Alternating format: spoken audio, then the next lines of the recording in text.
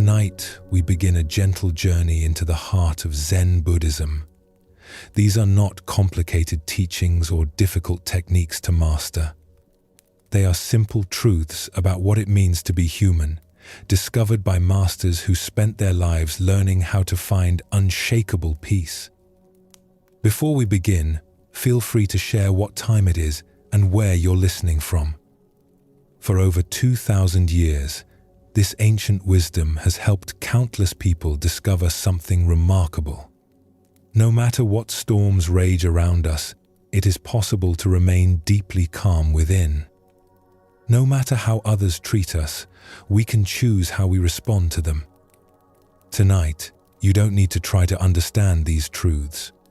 Simply let them settle into your awareness as you rest, and they will naturally begin to work their quiet change within you. Close your eyes if you haven't already. Let your breathing slow down. Simply rest here and let these ancient truths carry you gently into peace. High in the mountains of ancient China stood a small monastery called Clear Mountain Temple. The buildings were simple, made of weathered wood and grey stone, their curved roofs designed to shed the heavy mountain snows. A young monk named Jinshan had travelled many days to reach this remote place. He had heard stories of the master here, an old monk who seemed untouchable by life's difficulties. People said nothing could disturb his peace. Not criticism, not praise, not even physical pain seemed to affect his inner calm. Jinshan desperately wanted to learn this secret. The master of Clear Mountain Temple was called Wu Wei. His face was weathered like ancient bark, his eyes clear as mountain pools. When Jinshan prostrated himself and begged to learn the deepest secrets of inner peace, Master Wu Wei stroked his grey beard thoughtfully. "You wish to become unshakable?" the master asked. "Yes, master. I have studied many techniques, but I still find myself upset by every small thing. A harsh word from another monk ruins my day. Bad weather makes me irritable. Even the sound of someone chewing loudly can destroy my meditation. I feel weak and unstable." Master Wu Wei nodded slowly. "I understand your struggle. But before I can teach you anything, you must complete a simple task." He pointed through the wooden lattice window toward the towering peak across the valley. "Do you see Thunder Peak Mountain? I want you to watch it during the next storm. Don't try to meditate or practice any technique. Simply observe with your full attention." Jinshan looked puzzled. "Master, how will watching a mountain help me become stronger inside?" "Mountains have much to teach those who pay attention," Wu Wei replied with a gentle smile. "Trust the process." 3 days later, dark clouds began gathering around the mountain peaks. The wind picked up, sending prayer flags snapping wildly outside the monastery windows. Soon the storm arrived with tremendous force. Jinshan positioned himself by the window and watched. Lightning split the sky like angry dragons dancing between the peaks. Thunder rolled through the valleys so loud it seemed the mountains themselves were crying out. Rain fell in sheets so thick he could barely see across the valley. The wind howled with a voice that seemed to come from the depths of the earth itself. Yet through all this fury, Thunder Peak Mountain remained perfectly still. Lightning struck its summit again and again, illuminating the ancient rock face in brilliant flashes of white light. The wind threw everything it had against the massive stone walls. Rivers of water poured down its sides, carving temporary waterfalls that appeared and disappeared like magic. But the mountain itself never moved. It didn't fight against the lightning or resist the driving rain. It simply remained what it had always been, solid and unmoved, letting the entire storm rage around its unchanging presence. The storm continued for 2 days and 2 nights. When it finally passed, leaving the air crystal clear and sweet with the scent of rain-washed pine, Jinshan went to find Master Wu Wei. He discovered the old monk sitting in the garden, quietly tending to small plants that had been battered by the storm. "Master," Jinshan said, bowing respectfully, "I watched Thunder Peak throughout the entire storm. I think I understand something, but I would be grateful for your guidance." Wu Wei looked up from a small pine seedling he was gently supporting with a thin bamboo stake. "Tell me what you observed." "The mountain remained completely peaceful, even in the fiercest storm I have ever witnessed. Nothing could disturb what it truly was. The lightning, the wind, the flooding rain, it all passed around the mountain without changing it in any way." "And why do you think this was possible?" the master asked, his hands still gentle on the young tree. Jinshan thought carefully before answering. "Because the mountain knew exactly what it was. It wasn't confused about its nature. It wasn't trying to be a tree that could bend or a bird that could fly away. It was simply, completely itself. And somehow its roots went so deep that nothing could shake it." "Beautiful," Master Wu Wei said, his eyes warm with approval. "The mountain shows us the first secret of true strength.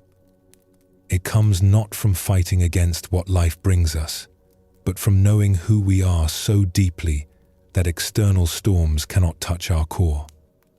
He stood slowly, brushing soil from his robes.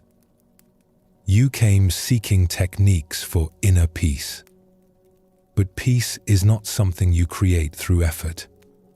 It's what you discover when you stop being confused about your own nature." "But Master, how do I find this deep knowing?" "The same way the mountain found its nature," Wu Wei replied. "Not through thinking or analyzing, but through patient sitting, through weathering many storms, through simply being present with whatever arises. Your true self is not something you build. It's what remains when everything false is worn away." This ancient story reveals something profound about human nature that we often forget in our busy, complicated lives. Beneath all our worries, our changing moods, our fears about what others think of us, there exists something solid and unchanging. The mountain represents this deeper part of ourselves. Most of us live our lives identified with surface things. We think we are our job title, our relationships, our successes and failures, our good days and bad days. When these things go well, we feel strong. When they don't, we feel shaken. We're like trees with shallow roots, easily blown over by the first strong wind. But what if there was something deeper? What if the real you, the part that watches your thoughts come and go, the part that has remained constant throughout all the changes of your life, what if that part was as solid and unshakable as a mountain? This is what the Buddha discovered when he sat quietly and looked deeply into the nature of human experience. He found that beneath all the mental noise and emotional storms, there is a place of profound stillness that cannot be touched by external circumstances. Not because it's hiding from life, but because it's so deeply rooted in truth that nothing can disturb it. When we learn to know ourselves from this deeper place, everything changes. Criticism still comes, but it cannot shake us because we're no longer depending on others' approval for our sense of worth. Difficulties still arise, but they become like weather passing through our awareness rather than threats to our very existence. This isn't about becoming cold or disconnected from life. The mountain isn't separate from the storm. It experiences every lightning strike, every drop of rain. but it experiences these things from such a place of deep stability that they cannot overwhelm its essential nature.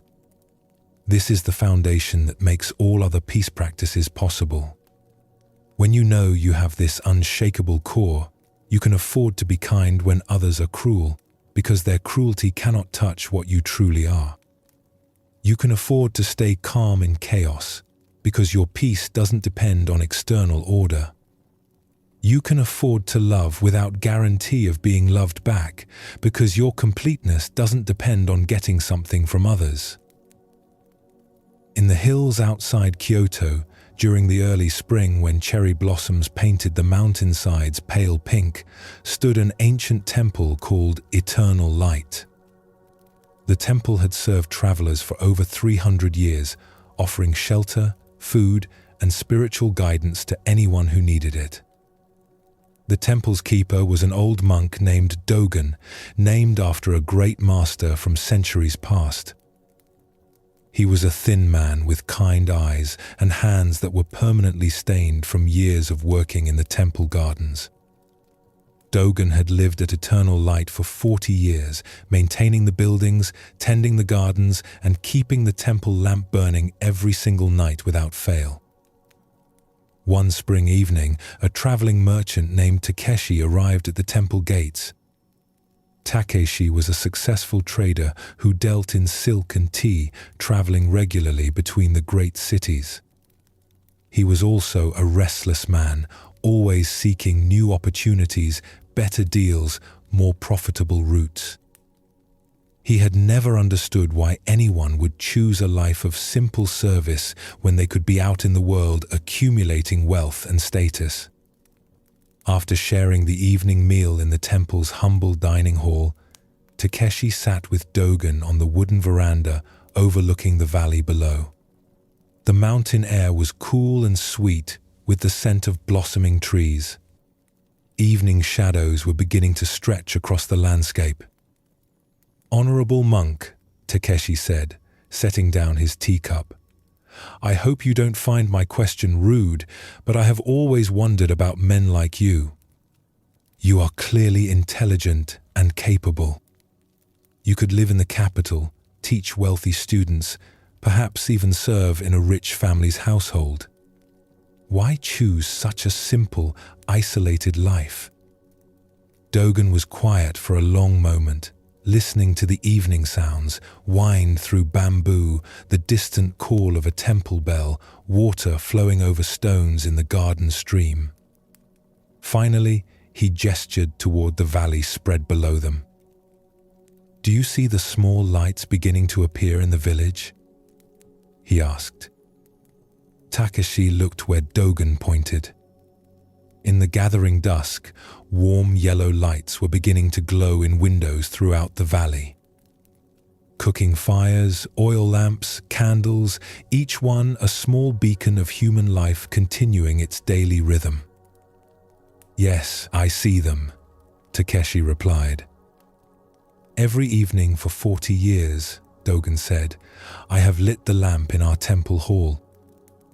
In storms that rattled these old buildings like toys, in snow so deep I could barely reach the hall, in illness and in health, I have never once failed to light it."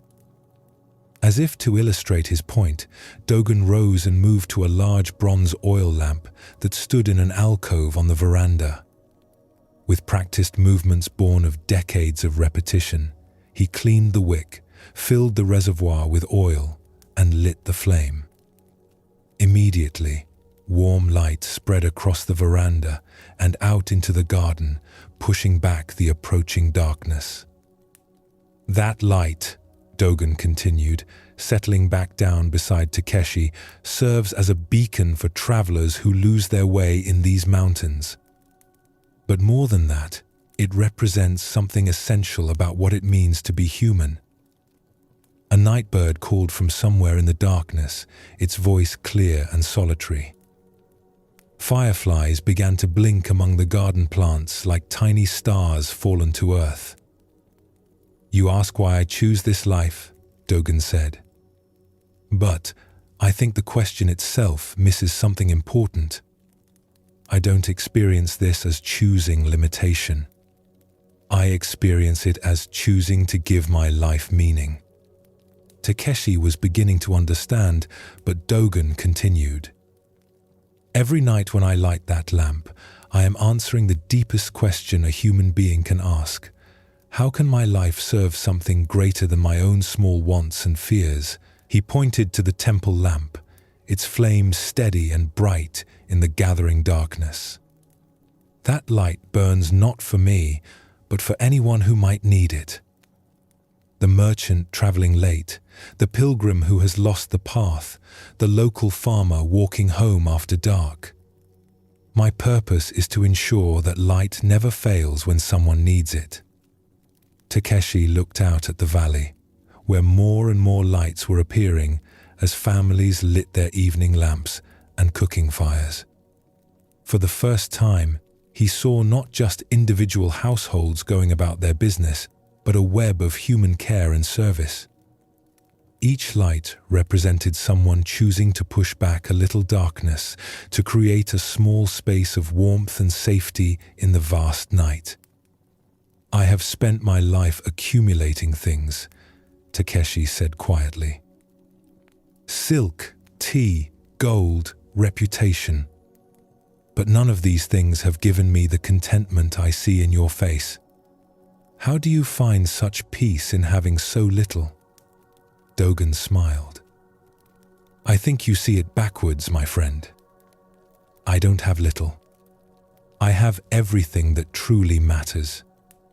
I have work that serves others. I have days filled with meaning. I have the deep satisfaction that comes from knowing my life makes a difference, even if it's a small one." The next morning, as Takeshi prepared to continue his journey, he watched Dogen move through his morning routines. He saw him carefully clean the lamp from the night before, trim the wick, and prepare it for another evening of service. He watched him tend the temple gardens, sweep the pathways, and prepare simple meals for any travelers who might arrive. For the first time in his life, Takeshi glimpsed something that his constant seeking for personal advantage had never shown him. He saw a man who had found perfect contentment, not by getting more, but by discovering how much he had to give. As he walked down the mountain path toward the main road, Takeshi looked back once to see Dogen in the temple garden, moving peacefully among the flowering trees, completely at home in a life devoted to something larger than himself. Dogen's story shows us something beautiful about human nature that our culture often overlooks. We're taught to believe that happiness comes from accumulating things for ourselves, from achieving status, from getting more of what we want. But deep down, most of us sense that real fulfillment comes from the opposite direction, from discovering what we have to offer the world. When we're living for something larger than our personal desires, we're no longer carrying the impossible burden of trying to make ourselves happy through external means. We're no longer depending on getting specific outcomes to feel worthwhile. Our sense of meaning comes from the giving itself, not from whether we receive appreciation or recognition in return. The Buddha understood this deeply. He spent his life teaching not because he needed to be seen as a great teacher, but because he had discovered something so valuable that keeping it to himself would have been like hiding a lamp under a blanket. His sense of purpose came from the offering, not from the results. When you find this connection, when you discover what you're genuinely called to tend and nurture, you've found the foundation of unshakable peace. Not because life stops bringing challenges, but because those challenges become part of your practice rather than threats to your happiness. Your life becomes like Dogen's temple, a place where your inner light burns steadily, offering warmth and guidance to anyone who needs it.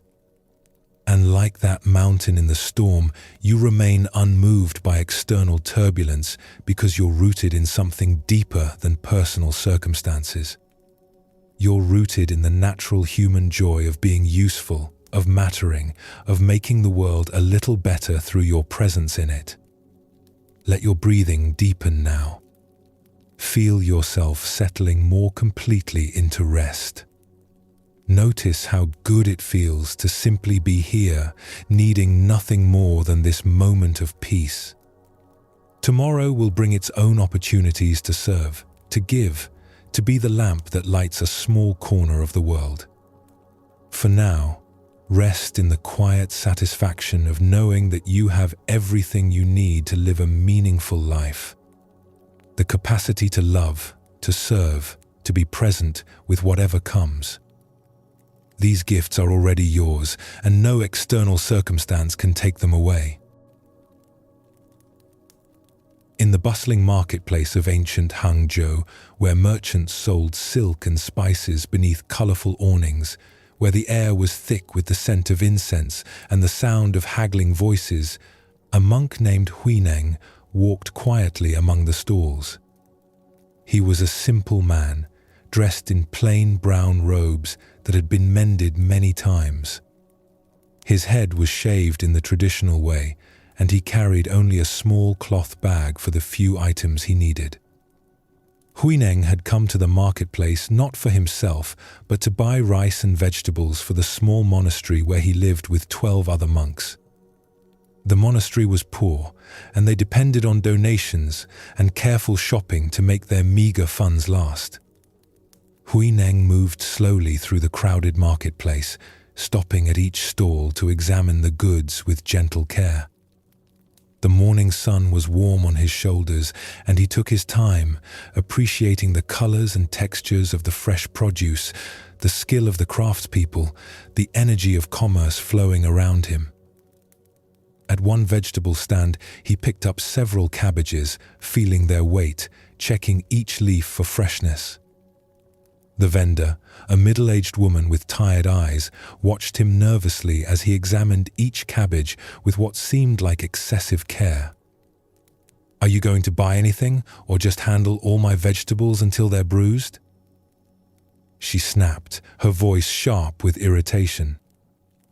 "I have other customers waiting, and you're taking forever." Huiming looked up at her with genuine warmth in his eyes. "Please forgive me for being slow," he said kindly. "These cabbages are beautiful. I would like these 3, please." He placed the best ones carefully in his bag and offered payment with a small bow. The woman took the money without another word, already turning to the next customer. At the rice merchant's stall, Huiming took even more time, running the grains through his fingers with the careful attention of someone who understood how precious food could be. He was checking for stones and chaff, making sure the rice would cook properly for his community. This merchant, a heavy-set man with sweat beading on his forehead, watched with growing impatience. "What are you, some kind of expert?" he said loudly, drawing attention from other shoppers. "You monks think you're so special, examining everything like you're buying for the emperor himself. If you can't afford good rice, then buy the cheap stuff and stop wasting my time." Other people in the marketplace began to turn and stare. Some whispered among themselves, pointing at the monk who was causing such a commotion. A few looked embarrassed by the merchant's rudeness, but no one spoke up. Huiming continued his careful examination, his expression unchanged, as peaceful as a mountain lake reflecting clouds. He seemed completely unaware that he had become the center of unwanted attention. Finally, a wealthy silk merchant named Hang Wei, who had been watching this scene unfold with growing irritation, could contain his anger no longer. Hang Wei was known throughout the marketplace for his expensive clothes, his quick temper, and his sharp tongue. He strode over to where Huiming knelt, examining rice. "You know what your problem is, monk?" Hang Wei said, loud enough for half the marketplace to hear. His face was red with righteous indignation. "You're arrogant," You think, because you shave your head and wear those rags, that you're somehow better than the rest of us. But you're just a beggar, looking for handouts and pretending to be holy. The marketplace grew quiet. Conversations stopped mid-sentence. Even the vendors paused their selling to watch this confrontation. Everyone within hearing distance expected drama. Some looked excited, anticipating the monk's defense. Others looked uncomfortable, uncertain what would happen next. Huiming finished selecting his rice with the same careful attention he had shown throughout the morning. He paid the merchant, counted out the correct coins slowly and precisely, and carefully placed the bag of rice in his cloth sack. Only then did he turn to face Hang Wei. His face showed no anger, no embarrassment, no defensiveness. His eyes were as calm as they had been when he first entered the marketplace, like deep pools that reflected everything but were disturbed by nothing. "Thank you for sharing your thoughts with me," Huiming said simply, his voice warm and genuine. "I hope the rest of your day brings you much happiness and prosperity." Hang Wei was taken aback. He had thrown his hardest punch and hit nothing but air. "Is that all you have to say?" he asked, his voice filled with frustration. "Aren't you going to defend yourself? Aren't you angry?" "From what should I defend myself?" Huiming asked with what seemed like genuine curiosity. "You have expressed your opinion about me. That is certainly your right. Your words belong to you, just as my peace belongs to me." "But I called you arrogant. I called you a beggar," Hang Wei stammered, confused by this response he had never encountered before. Huiming nodded thoughtfully, as if considering this information for the first time. "Yes, I heard what you said. But tell me, honored sir, if someone offers you a gift and you choose not to accept it, to whom does the gift belong?" Hang Wei frowned, confused by the question and frustrated that the conversation had taken this strange turn. "Well, it belongs to the person who offered it, I suppose." "Exactly so," Huiming said with a warm smile that seemed to include not just Hang Wei, but the entire crowd that had gathered. "You have offered me the gifts of anger and harsh judgment, but I choose not to accept them. Therefore, they remain with you. I hope you will find a better use for them than offering them to strangers." With that, Huiming bowed politely to Hang Wei, then to the rice merchant, and finally to the small crowd that had gathered. He picked up his bag of provisions and continued peacefully through the marketplace, stopping to make a few more purchases with the same unhurried care he had shown all morning. The crowd began to disperse slowly, many of them whispering about what they had just witnessed. Some shook their heads in amazement. Others looked thoughtful, as if something they had always believed had just been quietly overturned. Hang Wei stood alone in the middle of the marketplace, holding his anger like a burning coal, realizing for the first time in his life that no one had forced him to pick it up. This simple encounter in an ancient marketplace reveals something profound about human freedom that most of us never discover. We spend our lives believing that other people have the power to make us angry, to hurt our feelings, to ruin our day. But this is an illusion that keeps us trapped in emotional reactivity. The truth that Huiming demonstrated is this: there is always a space between what happens to us and how we respond. Most people react so quickly that they never notice this space exists. Someone insults them and anger appears instantly, as if it were an automatic response. Someone criticizes them, and hurt feelings seem to arise by themselves, as if they had no choice in the matter. But this automation is just a habit, not a law of nature. In that tiny gap between stimulus and response lives our freedom. When we learn to find that space and rest there, we discover that we are much more powerful than we ever imagined. This starts with simply noticing the gap between event and reaction. The next time someone speaks harshly to you or treats you rudely, try to catch yourself in that moment before you automatically respond. Take one conscious breath. In that breath, you can choose how to respond rather than just reacting from habit. Ask yourself, what is this person really offering me right now? Usually, they're offering you their own emotional state.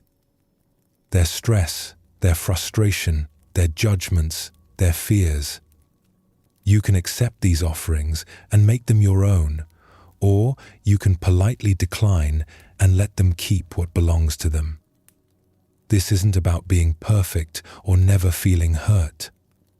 It's about gradually developing the capacity to choose your emotional responses rather than having them chosen for you by whoever happens to be having a bad day around you. It's about becoming the author of your own inner experience rather than letting it be written by random external events. When you master this art of non-acceptance, you become truly untouchable. Not because you've built walls around your heart, but because you've learned to let other people's emotions pass through you without sticking. Like Huiming in the marketplace, you can move through life with an open heart and a peaceful mind, touched by everything but disturbed by nothing. In the mountains of northern China, where autumn painted the maple trees brilliant red and gold, stood a small temple called Peaceful Valley. The temple was home to only 5 monks, led by an elderly master named Yunmen, who had been practicing meditation for over 50 years. His face was deeply lined from decades of sitting in contemplation, but his eyes held a lightness that seemed untouched by age. One of the youngest monks in the temple was called Joshu. He was earnest in his practice and worked hard to live up to the standards of monastic life, but he struggled with something that made his spiritual progress difficult. He cared deeply about what others thought of him. During meditation, Joshu's mind would often fill with worries about whether he was progressing fast enough, whether the other monks respected him, whether his understanding was deep enough, whether he belonged in this sacred place. These concerns followed him like shadows, coloring every interaction and stealing his peace. Every morning, following ancient tradition, the monks would walk to the nearby village to collect alms. They would move through the streets with their begging bowls, accepting whatever food the villagers could spare. It was a humble practice that kept the temple running while maintaining the connection between the monastery and the community it served. On one particular autumn morning, as Joshu walked through the village with his wooden bowl, the morning air crisp with the promise of winter, he overheard 2 women talking by a stone well. They were washing vegetables for their family's morning meals, their voices carrying clearly in the still mountain air. "Do you see that young monk over there?" one woman said, pointing discreetly in Joshu's direction.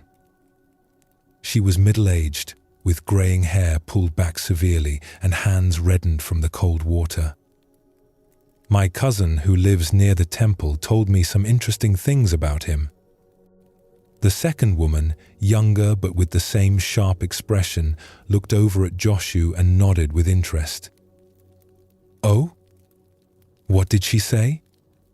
"She says he's lazy," the first woman continued, lowering her voice, but not enough to prevent Joshu from hearing every word. "Sleeps late, doesn't work as hard as the others. And look how young he island. What could someone that age possibly know about spiritual matters?" Joshu felt his face burning with shame and anger. Every word was completely untrue. He rose before dawn every day for meditation, often sitting longer than anyone else. He worked harder than most in the temple gardens, tending vegetables and maintaining the grounds with meticulous care. He had given up a comfortable life with his family to pursue awakening with complete sincerity. "I agree completely," the second woman replied, scrubbing a radish with unnecessary force. "When I was a girl, monks were truly holy men who had earned their robes through years of genuine sacrifice. This one probably became a monk just to avoid having to work for a living. Young people today have no dedication." "Exactly," the first woman said, warming to her theme. "It's a disgrace, really. The temple used to be filled with masters of great wisdom. Now they take anyone who shows up at their gate." Joshu's first impulse was to march over to the women and defend himself, to tell them how wrong they were, to explain his true dedication and the sacrifices he had made. His second impulse was to return immediately to the temple and hide from any further humiliation. Instead, he forced himself to continue his rounds, but the women's words echoed in his mind like painful bells. Each cruel phrase seemed to carve itself deeper into his memory. By the time he returned to Peaceful Valley, his usual calm had completely disappeared. His mind was a storm of defensive arguments, hurt feelings, and angry retorts he wished he had made. Master Yunmen was sitting in the temple garden when Joshu returned, carefully tending to a small pine tree that grew in a large ceramic pot. The old master's movements were slow and deliberate, each gesture an act of meditation. He looked up as Joshu approached, and his experienced eyes immediately saw the young monk's distressed state. "Sit with me," Yunmen said simply, patting the ground beside him. Joshu sat down heavily, his movements sharp with residual anger. For several minutes, they sat in silence, while Yunmen continued his work with the small tree, gently adjusting its position to catch the slanted autumn sunlight, carefully removing dead needles with loving attention. "Tell me what has disturbed your peace," Yunmen said finally, his voice as gentle as wind through leaves. Joshu related the entire encounter, repeating the women's words exactly as he had heard them. As he spoke, his anger rekindled, his voice becoming tight with indignation and hurt. "Master, what they said was completely false. I work harder than anyone here. I'm completely sincere in my practice. How dare they judge me without knowing anything about my life or my commitment?" Yunmen nodded thoughtfully and continued working with his tree, trimming a small branch with careful precision. After a long pause, he spoke. "Tell me, Joshu, when you practice archery and shoot an arrow at a target, what do you do if you miss?" Joshu was confused by the question, uncertain how it related to his problem.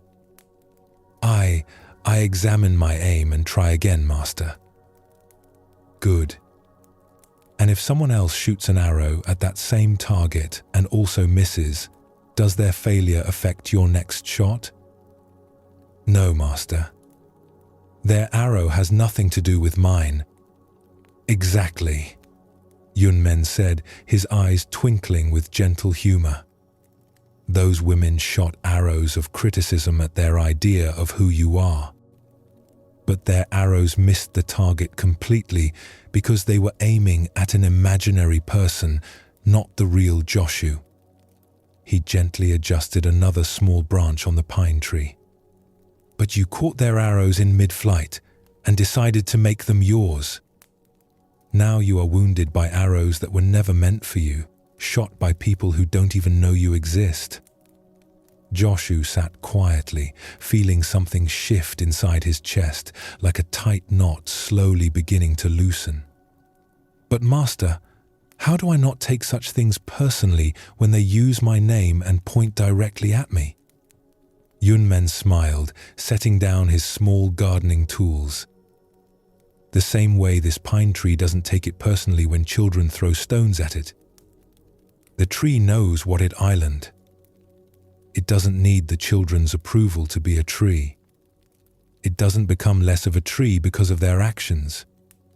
He looked directly at his student. Your job is to know yourself so clearly that others' mistaken opinions cannot shake your understanding of who you are. Those women created a fictional character in their minds and gave him your name. Why should you be hurt by criticism of someone who doesn't exist? This teaching story reveals something crucial about human suffering that we rarely understand clearly. Most of the emotional pain we experience doesn't come from what actually happens to us, but from the stories we tell ourselves about what those events mean.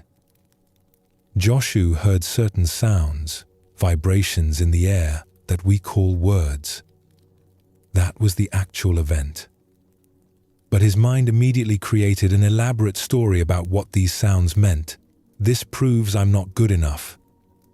This means I don't belong here. Everyone must think I'm a fraud.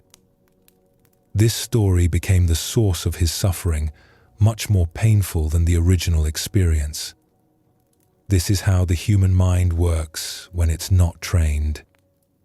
It takes neutral events and wraps them in layers of interpretation, meaning, and emotional significance. Someone doesn't return your phone call, and your mind creates a story about rejection.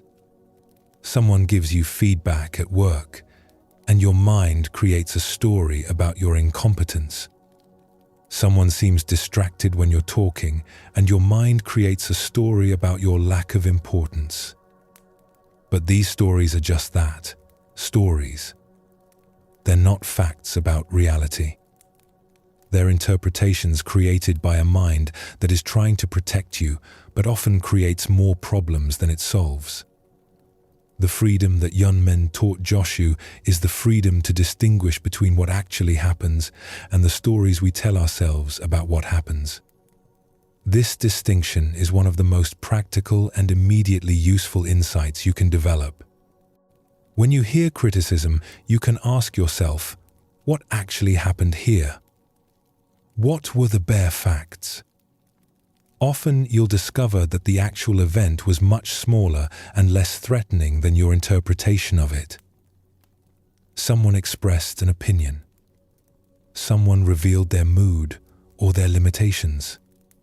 Someone showed you their level of understanding. These are just facts, like weather patterns, not personal attacks on your essential worth. Most criticism tells you more about the critic than about the person being criticized.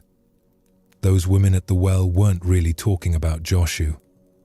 They were expressing their own judgments, their own ideas about how young people should behave, their own nostalgia for an imagined past when everything was better.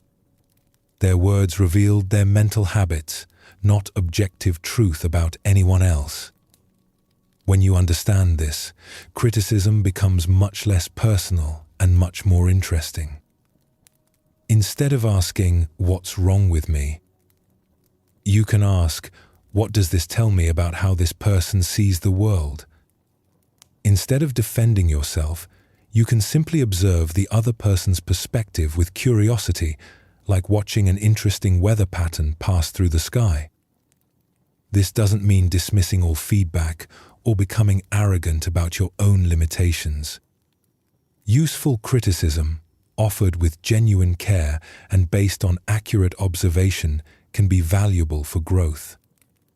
But you learn to distinguish between feedback that comes from wisdom and love and projection that comes from others' unresolved issues. The practice is to develop such a clear understanding of your own nature that you become like Yunmen's pine tree, rooted in truth rather than in other people's opinions. When you know who you are, what your intentions are, how hard you're trying, what your actual strengths and limitations are, then other people's random judgments can't shake your foundation. This kind of self-knowledge doesn't come from thinking about yourself or analyzing your personality. It comes from the simple practice of honest self-observation without judgment.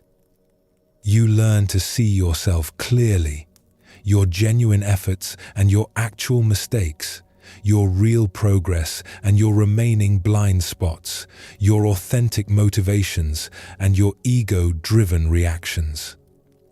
When this self-knowledge becomes solid, you develop what we might call emotional immunity. Not because you stop caring about others or become callous to feedback, but because you're no longer dependent on external validation to know your own worth. You can hear what others say about you without immediately making it about your identity. This creates tremendous inner freedom.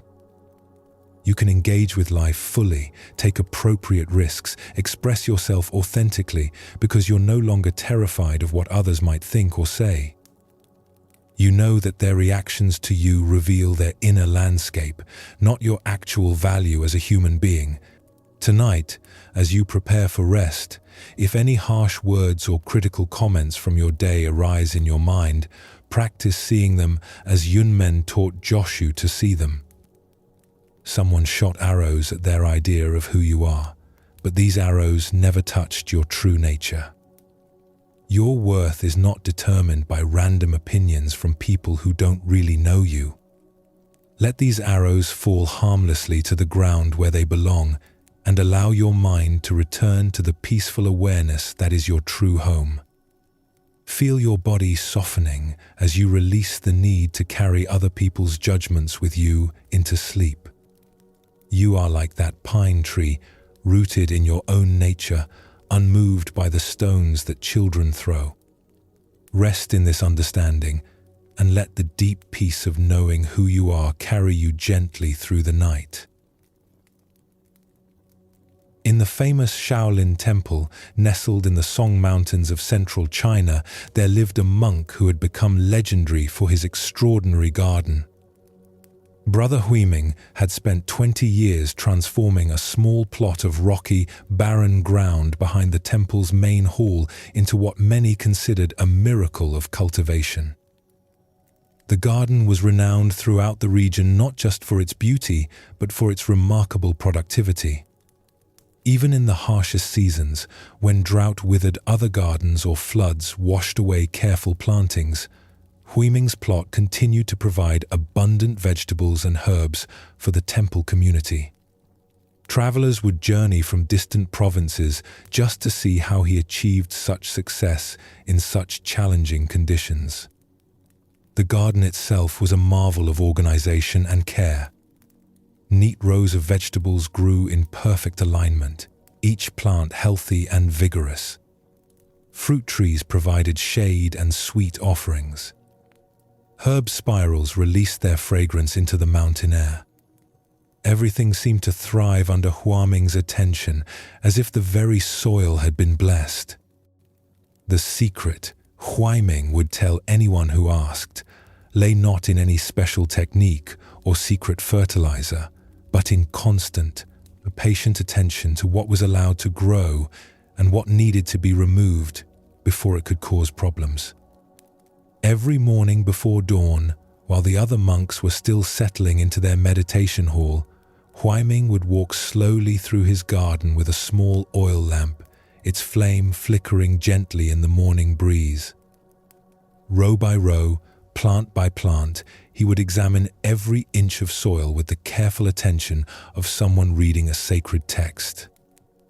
When he found young weeds beginning to sprout between his carefully planted vegetables, he would remove them immediately while their roots were still small and weak.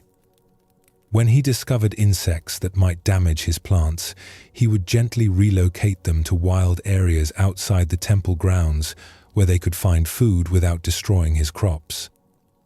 When he saw signs of plant disease, he would treat it before it could spread to healthy growth.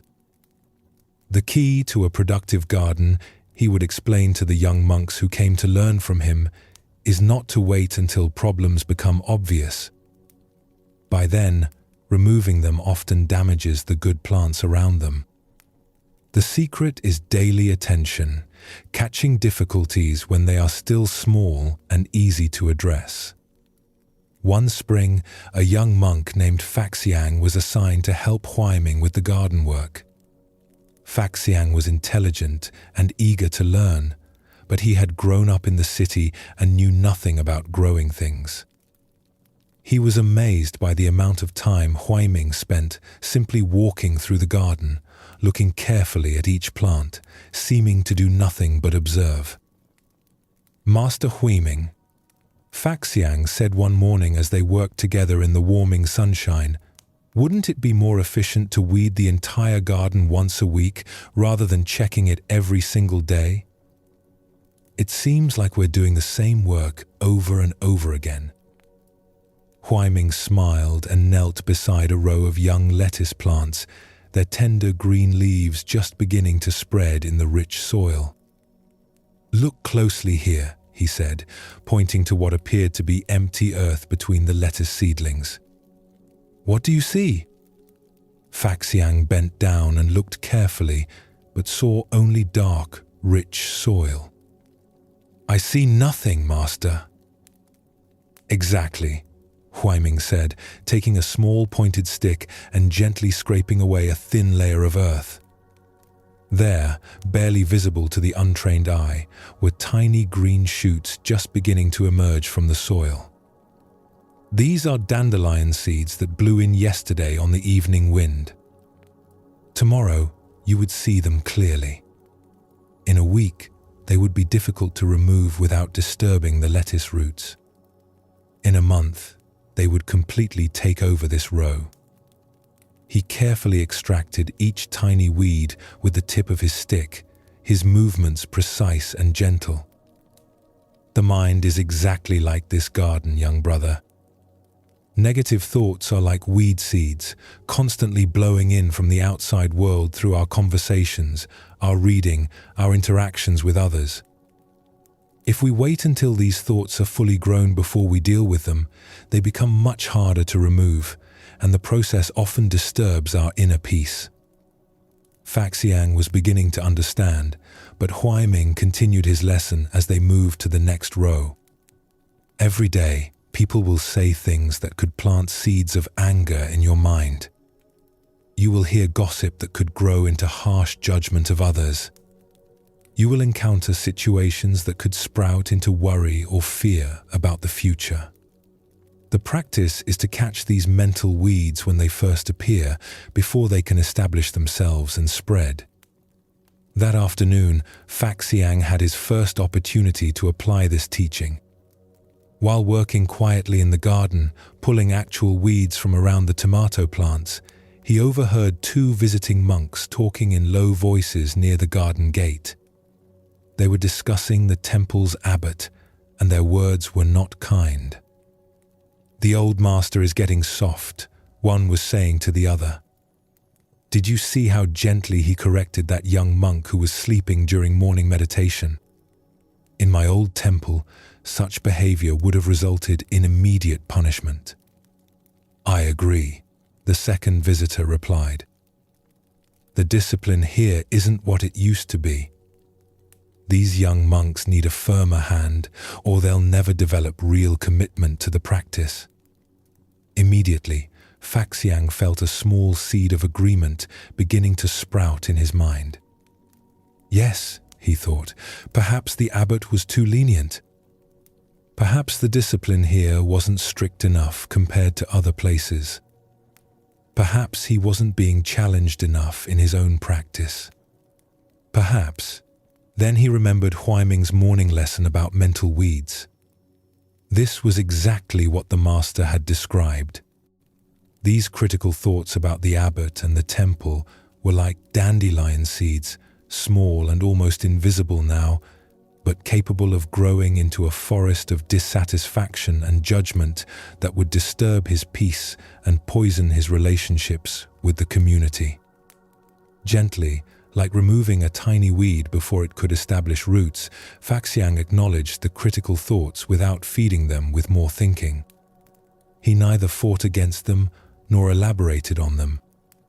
He simply noticed them arising and chose not to water them with his attention, returning his focus instead to the physical work of tending the actual garden. That evening, as they cleaned their tools in the slanted light of sunset, Huiming looked at his young student with quiet approval. "I see you understood today's lesson in more than just gardening," he said quietly. Faxiang nodded, feeling a deep satisfaction he had never experienced before. "The weeds want to grow in both kinds of gardens, don't they, Master?" "Yes," Huiming replied, setting his tools carefully in their proper places. But a skilled gardener learns to tend both with the same patient attention and gentle wisdom. This simple story reveals one of the most practical and immediately useful teachings in all of human wisdom: the understanding that we must actively protect our mental environment from harmful influences, just as a gardener protects their plants from weeds and pests. Most of us go through life completely unconscious of what we're allowing to take root in our minds. We absorb negative thoughts from conversations, media, random interactions, and our own mental habits without realizing that these thoughts will grow and multiply if we don't address them consciously. We wonder why we feel anxious, critical, or dissatisfied, not recognizing that we've been unconsciously cultivating these states through mental negligence. The insight that Huiming shared with Faxiang is profound. Timing matters enormously when it comes to mental cultivation.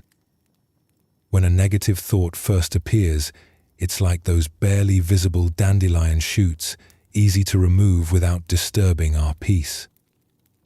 But if we allow these thoughts to grow by feeding them with attention, analysis, and elaboration, they become like established weeds with deep roots, much more difficult to uproot without causing inner turmoil. This is why the Buddha emphasized the importance of mindfulness, paying attention to what's happening in the mind moment by moment.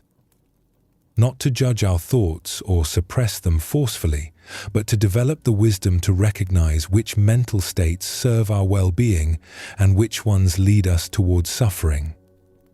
When someone criticizes you harshly, that's the first arrow, the actual event. But then your mind might begin generating thoughts like, "They're right, I am incompetent," or "How dare they speak to me that way," or "Everyone probably agrees with them." These secondary thoughts are like weed seeds that can grow into forests of self-doubt, anger, or paranoia if we're not careful. The practice Huiming teaches is not about suppressing thoughts or pretending that negative things don't happen. It's about developing the subtle awareness to catch unhelpful thoughts early before they can establish themselves and dominate our inner landscape. When a critical thought about someone arises, we can observe it without immediately accepting it as truth. When worry about the future begins to sprout, we can acknowledge it without feeding it with elaborate scenarios and mental movies.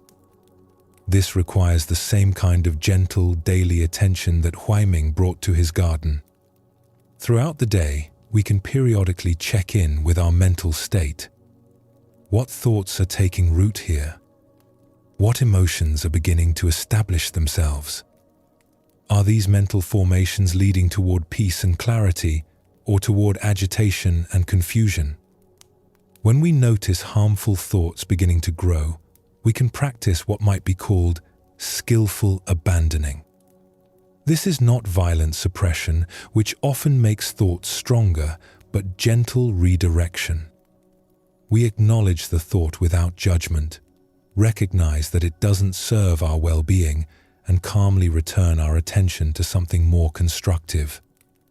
Just as Huiming would gently relocate harmful insects rather than killing them, we can redirect our mental energy rather than fighting against our own minds. When we catch ourselves rehearsing an argument with someone, we can gently guide our attention back to the present moment. When we notice ourselves building elaborate worry scenarios, we can lovingly return our focus to what we can actually control right now. This practice requires patience and consistency, just like tending a physical garden. We cannot weed the mind once and expect it to remain clear forever. Mental cultivation is a daily practice, a continuous process of mindful attention to what we allow to flourish in the sacred space of our awareness. The goal is not to achieve a mind completely free of negative thoughts, which would be both impossible and unnecessary. Difficult thoughts and emotions are natural responses to challenging situations. The goal is to develop such clear awareness of our mental processes that harmful thoughts cannot establish themselves and take over our inner landscape. We become like skilled gardeners who can quickly identify and address problems before they spread. This understanding also applies to our consumption of information and our choice of mental diet. Just as a gardener is careful about what seeds enter their garden, we can be mindful about what influences we allow into our mental environment. What do we read, watch, and discuss? How do these inputs affect our inner state? Are we consciously choosing mental nutrition that supports our growth, or unconsciously consuming mental junk food that creates agitation and confusion? When we take responsibility for cultivating our minds with the same care that Huiming brought to his garden, we create the conditions for natural peace and contentment to flourish. Our inner landscape becomes a source of strength rather than a source of stress, a refuge we can always return to regardless of what storms may be raging in the external world. High in the mountains of Tibet, where the air was so clear that every breath felt like drinking light, stood a small hermitage called Cloud Walker Monastery. The monastery was built on a narrow ledge carved into the cliff face, its simple stone buildings seeming to float between earth and sky. It was home to only 3 monks, led by an ancient master named Tenzin, whose white beard flowed like a waterfall and whose eyes held the depth of mountain lakes. One of the monks was a middle-aged man named Norbu, who had come to the monastery after a difficult life in the valleys below. Before taking robes, Norbu had been a successful merchant, traveling between villages with pack animals loaded with goods. But he had lost everything through a combination of bad weather, bandit attacks, and the betrayal of a business partner he had trusted like a brother. Even after 2 years of monastic life, Norbu struggled with persistent mental visitors that seemed to arrive uninvited. During meditation, his mind would often drift into memories of his former wealth, anger at the partner who had cheated him, and deep worry about whether he had made the right decision in leaving worldly life behind. These thoughts had become so familiar that he barely noticed them anymore, like background noise that colored his entire experience of monastery life. The patterns were always the same. In the morning, as he tried to settle into meditation, memories of his prosperous past would arise. The fine clothes he once wore, the respect he had commanded in the marketplace, the security of knowing he could provide for his family. These memories brought a bittersweet longing that made his simple monastic life feel small and limited. By afternoon, the memories would shift to anger. He would relive scenes of discovering his partner's betrayal, imagine conversations where he confronted the man more forcefully, rehearse arguments he wished he had made. The anger felt righteous and energizing, but it also left him feeling hollow and disconnected from his spiritual practice. Evenings brought worry and self-doubt. Had he been a fool to trust his partner? Was he being a fool now to think he could find peace in monastic life? Maybe he should return to the world and try to rebuild what he had lost. Maybe he wasn't cut out for this contemplative path. Maybe he was just running away from his failures rather than facing them courageously. These mental patterns had become so habitual that Norbu rarely questioned them. They felt like natural responses to his circumstances, automatic features of his inner landscape that he had no choice but to endure. One afternoon, while Norbu was sweeping the monastery's small courtyard and lost in particularly painful memories about his business failure, Master Tenzin approached and sat quietly on a simple wooden bench nearby. The old master often did this, simply sitting in companionable silence while the monks went about their daily work, his presence both unobtrusive and deeply calming. After several minutes of shared silence, with only the sound of Norbu's broom against stone and the distant cry of mountain eagles, Tenzin spoke in his soft, clear voice. "Tell me, brother Norbu, what do you see when you look up at that sky?" Norbu paused in his sweeping and looked up. Above them stretched a vast expanse of brilliant blue, dotted with white clouds that drifted slowly across the mountain peaks like sailing ships on an azure sea. "I see clouds, master. Many beautiful clouds against the blue sky." "How many clouds can you count?"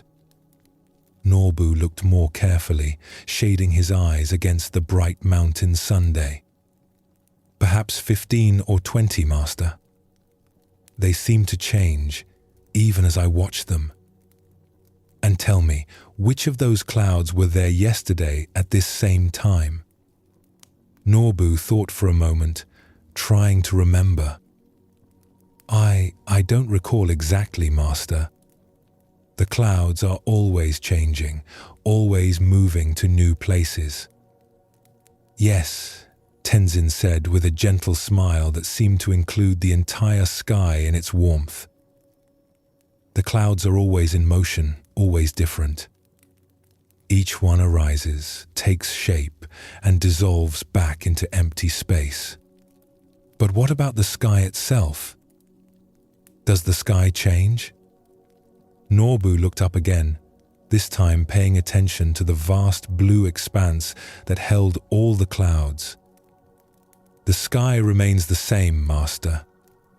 It's always present, always open, always peaceful." "Exactly so," Tenzin said, rising slowly from the bench. "Now, tell me, when you sit in meditation, what do you observe in your mind?" "I see many thoughts, master.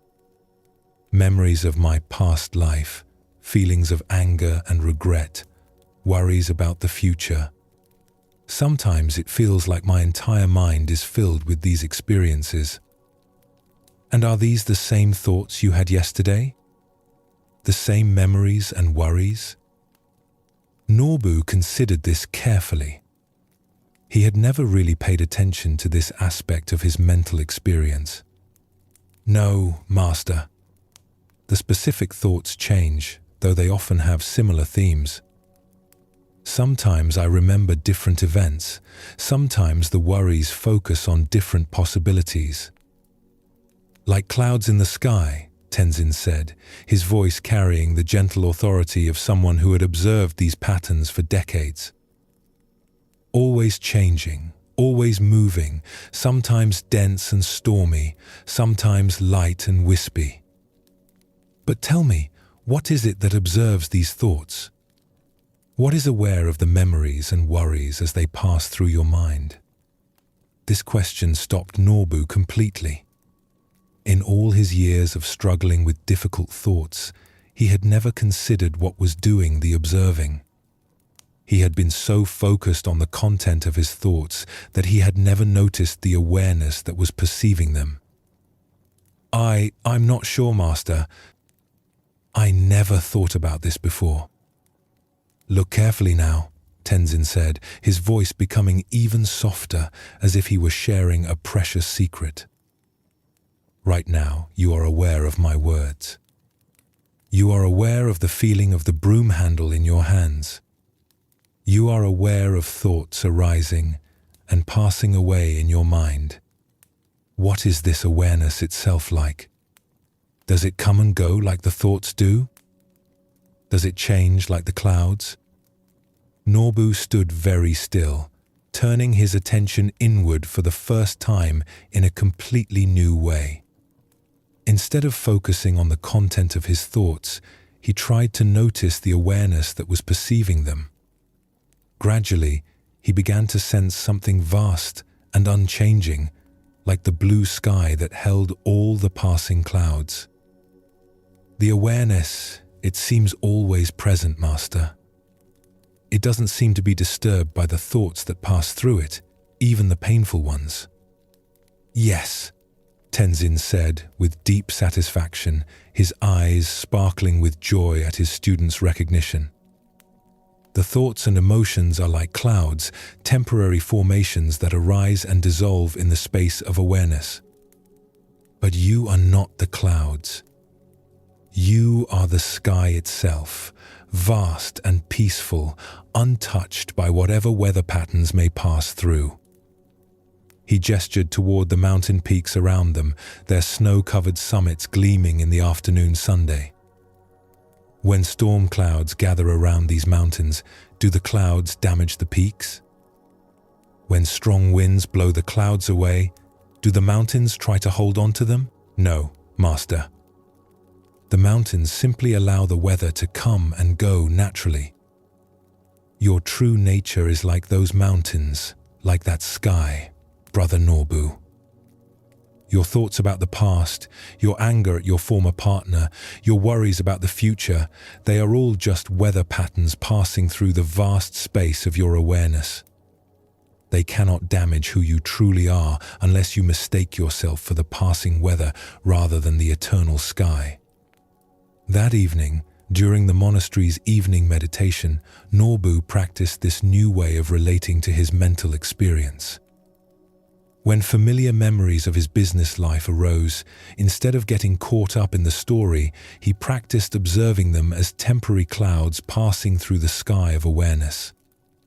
When anger toward his former partner surfaced, he watched it like weather, noting its arising and its inevitable passing away. For the first time in years, Norbu experienced periods of profound peace during meditation. Not because his thoughts stopped arising, but because he stopped identifying with them completely. He was the sky, vast and unchanging, simply allowing all experiences to pass through without resistance or attachment. This profound story points to perhaps the deepest insight in all of human wisdom, the recognition that we are not our thoughts and emotions, but the awareness in which they arise and pass away. Most of us live with the unconscious assumption that we are the voice in our head, the stream of thoughts and mental commentary that provides continuous narration about our experience. We identify so completely with this mental activity that we forget there is something deeper, something that remains constant while all these mental formations come and go. This deeper identity is like Tenzin's sky, vast, open and undisturbed by whatever appears within it. When we recognize this distinction between the content of consciousness and consciousness itself, it becomes one of the most liberating realizations possible. When Norbu was caught in his painful memories and regrets, he was completely identified with the content of his thoughts. He believed that his memories were happening to him now, in the present moment, causing fresh suffering each time they arose. But memories are not present moment experiences, they are mental formations, like clouds, that appear in the sky of awareness and then dissolve. This understanding reveals what true letting go actually means. It's not about suppressing thoughts or emotions, but about changing our relationship to them. When we recognize that we are the sky rather than the clouds, we can allow difficult experiences to arise without being overwhelmed by them. We can acknowledge pain without adding the extra layer of suffering that comes from resisting the pain or making it into a story about our identity. In practical terms, this means developing the ability to observe our mental activity without immediately believing or acting on every thought that arises. When a thought of worry about the future appears, we can note worrying and recognize it as a temporary mental formation rather than an accurate prediction. When a memory of past hurt surfaces, we can observe remembering without being pulled back into the emotional state associated with that memory.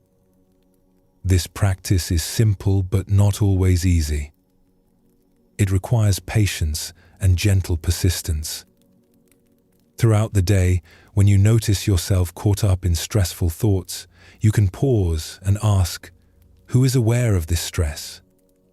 What is observing these worried thoughts? This question naturally shifts your identity from the content of your experience to the awareness that perceives it. The key insight is that thoughts and emotions are temporary phenomena.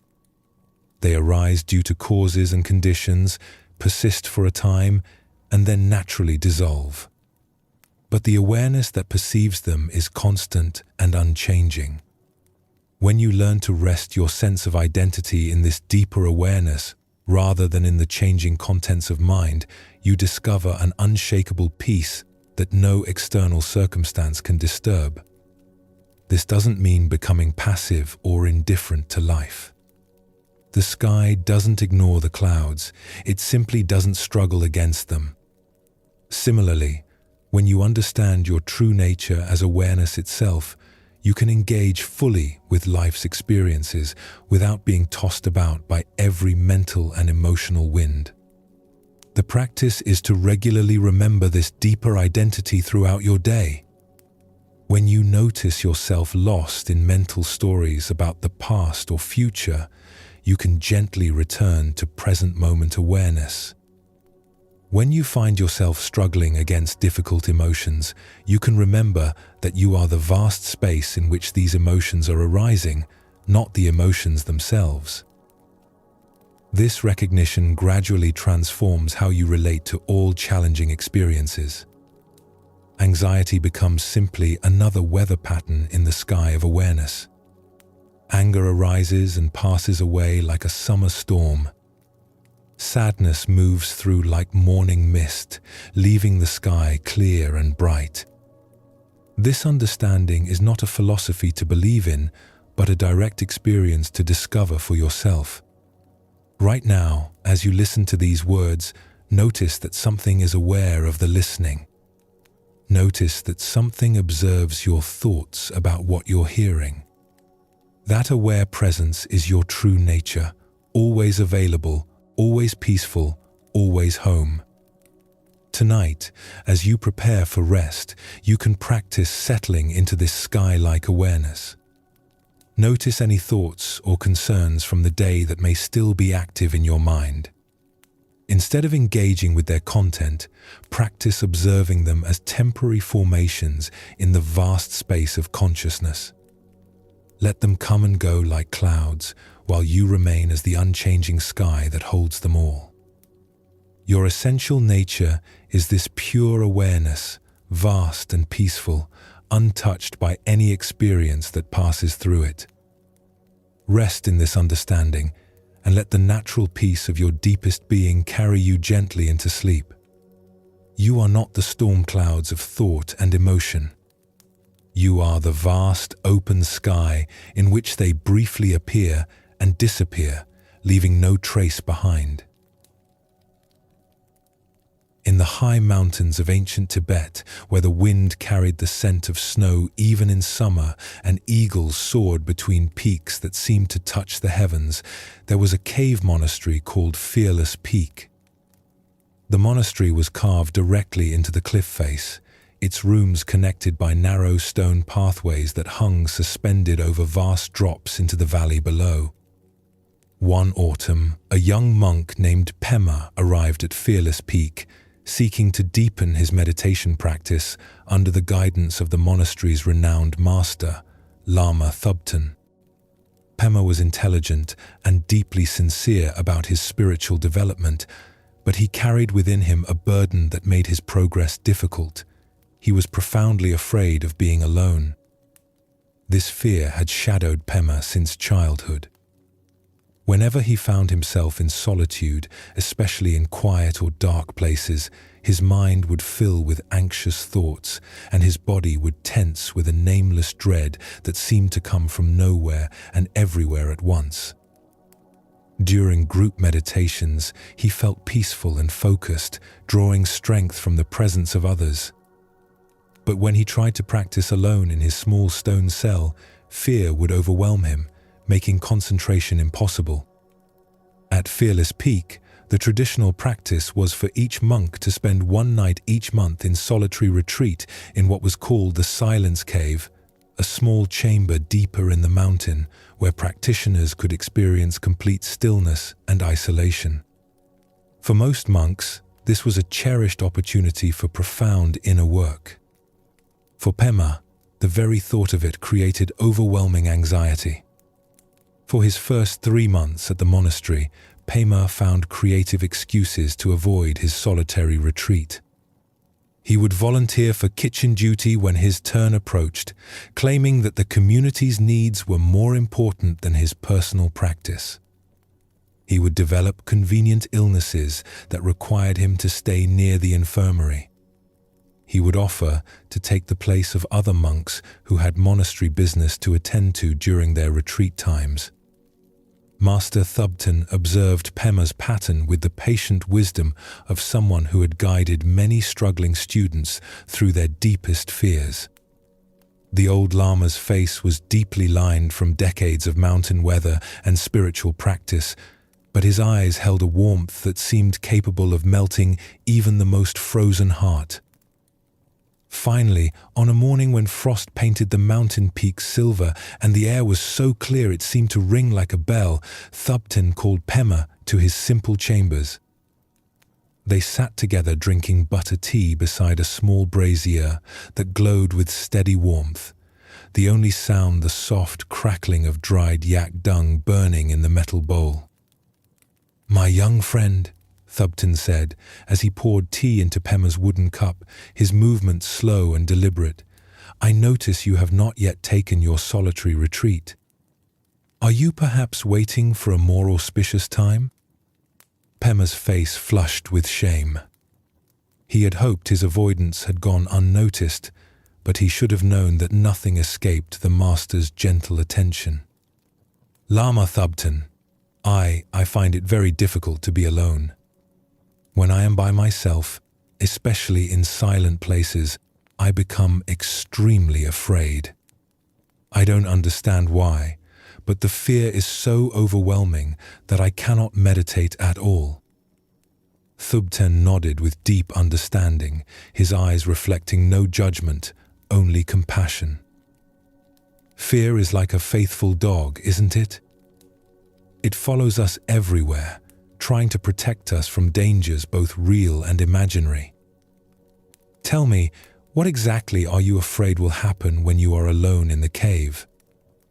Pemma thought carefully, trying to put his terror into words. "I'm not sure, Master. It's not that I think some specific danger will harm me. It's more like there's something dark waiting in the silence that I don't want to meet. Something about myself, perhaps, that I've been running from." "Ah," Thubten said, his eyes crinkling with recognition and what might have been relief. "You are afraid of meeting yourself completely. This is actually very common, and in truth, it shows wisdom. The mind instinctively knows that in deep silence, we must eventually face everything we have been avoiding." He set down his teacup and looked directly at Pemma with infinite kindness. "Tonight you will spend the night in Silence Cave, but you will not go alone." Pemma felt a wave of relief wash through him. "You will come with me, Master?" "No," Thubten replied gently, his smile warm as sunlight. "You will go with your fear. Instead of trying to avoid it or overcome it, you will invite it to be your companion for the night. You will make friends with this faithful dog that has been trying so hard to protect you." That evening, as darkness settled over the mountains like a soft blanket studded with stars, Pemma made his way along the narrow stone path to Silence Cave. His hands were trembling as he lit the small oil lamp and settled onto the meditation cushion in the center of the chamber. The cave was completely silent, except for the faint whisper of his own breathing and the almost inaudible flicker of the lamp's flame. Almost immediately, the familiar fear began to rise like water filling a vessel. His heart started beating faster. His breath became shallow and quick. The shadows cast by the lamp seemed to move and dance in threatening ways, and every instinct in his body screamed at him to flee back to the safety and companionship of the main monastery. But then he remembered Master Thubten's unusual instructions. Instead of fighting the fear or trying to push it away, Pemma spoke to it quietly, as if addressing an old friend who had come to visit. "Hello, fear," he whispered into the darkness, his voice barely audible above his own heartbeat. "I know you're trying to protect me, and I'm grateful for that. Thank you for caring about my safety all these years. But I'm going to sit here tonight, and I'd like you to sit with me." The fear seemed surprised by this approach. Instead of the usual struggle and resistance it encountered, it found acceptance and even gratitude. Gradually, Pemma began to sense the fear differently. It was like a small, frightened child who had been trying to get his attention through the only method it knew, creating anxiety and panic in an attempt to keep him safe from some ancient, half-remembered danger. As the night deepened and the oil in his lamp slowly burned lower, Pemma continued his gentle dialogue with the fear. He acknowledged its presence without judgment. He thanked it for its years of vigilant service. He assured it that he was safe here in this sacred space, that there was nothing in the silence that could truly harm him. "I understand now," he said softly to the fear as the flame flickered in the lamp's bronze reservoir. "You've been trying to protect me from feeling alone and abandoned, haven't you? You learned long ago that being alone meant being unsafe, and you've been trying to save me from that ever since." Slowly, remarkably, the fear began to soften. Instead of the sharp, electric terror he had always known, Pemma felt something more like sadness, a deep loneliness that had been hiding behind the anxiety for as long as he could remember. As he allowed himself to feel this loneliness fully, without trying to escape from it or fix it, something unexpected happened. In the very center of the loneliness, he discovered something else, a vast, warm presence that had been there all along, waiting patiently behind his fear. It was as if his terror of being alone had prevented him from discovering that he was never actually alone at all. There was always this deeper presence, this unchanging awareness that accompanied him everywhere, more intimate than his own breath. When the lamp finally flickered out near dawn, Pemma sat in complete darkness and complete peace, no longer afraid of the silence or the solitude. He had met his fear with such complete acceptance that it had transformed into its opposite, a profound recognition of the constant companionship of his own deepest nature. This beautiful story reveals something profound about the nature of fear and how we can transform our relationship with it. Most of us treat fear as an enemy to be conquered or a weakness to be hidden, but Pemma's experience shows us a different way. Fear as a teacher that has something important to show us about ourselves. Fear often develops as a protective mechanism, usually in childhood, when our young minds create strategies to keep us safe from real or perceived dangers. A child who feels abandoned might develop a fear of being alone. A child who is criticized harshly might develop a fear of making mistakes. A child who witnesses conflict might develop a fear of expressing their own needs. These protective strategies serve their purpose for a time, but they often outlive their usefulness. What once kept us safe as children can become a prison that limits our freedom as adults. The mind that learned to fear being alone continues to create anxiety around solitude long after we're capable of taking care of ourselves. The mind that learned to fear failure continues to prevent us from taking necessary risks long after we've developed the resilience to handle setbacks. The key insight in Pemma's story is that fighting against fear often makes it stronger, while approaching it with curiosity and compassion can transform it completely. When we resist fear, we're essentially telling it that it's dangerous, which confirms its message that something is wrong. But when we welcome fear, as Pemma learned to do, we discover that it's usually trying to protect us from something that's no longer actually threatening. This approach requires tremendous courage, but it's a different kind of courage than we usually imagine. It's not the courage to be fearless, but the courage to be present with fear. It's not the courage to conquer our emotions, but the courage to meet them with understanding. When you feel afraid, you can try Pemma's approach. Instead of immediately trying to get rid of the fear or talk yourself out of it, you can acknowledge it directly. Hello, fear. I notice you're here. What are you trying to protect me from? Often, just this simple recognition begins to shift something. Fear loses much of its power when it's met with awareness rather than resistance. You might discover, as Pemma did, that your fear is guarding something precious. Maybe your fear of rejection is protecting your deep desire to be loved. Maybe your fear of failure is protecting your longing to contribute something meaningful. Maybe your fear of being alone is protecting your need for connection and belonging. When you see fear this way, it becomes possible to appreciate its positive intention while gently questioning whether its protective strategy is still necessary. You can thank your fear for trying to keep you safe while reassuring it that you're now capable of handling the situation it's worried about. This same approach works with shame, fear's close cousin.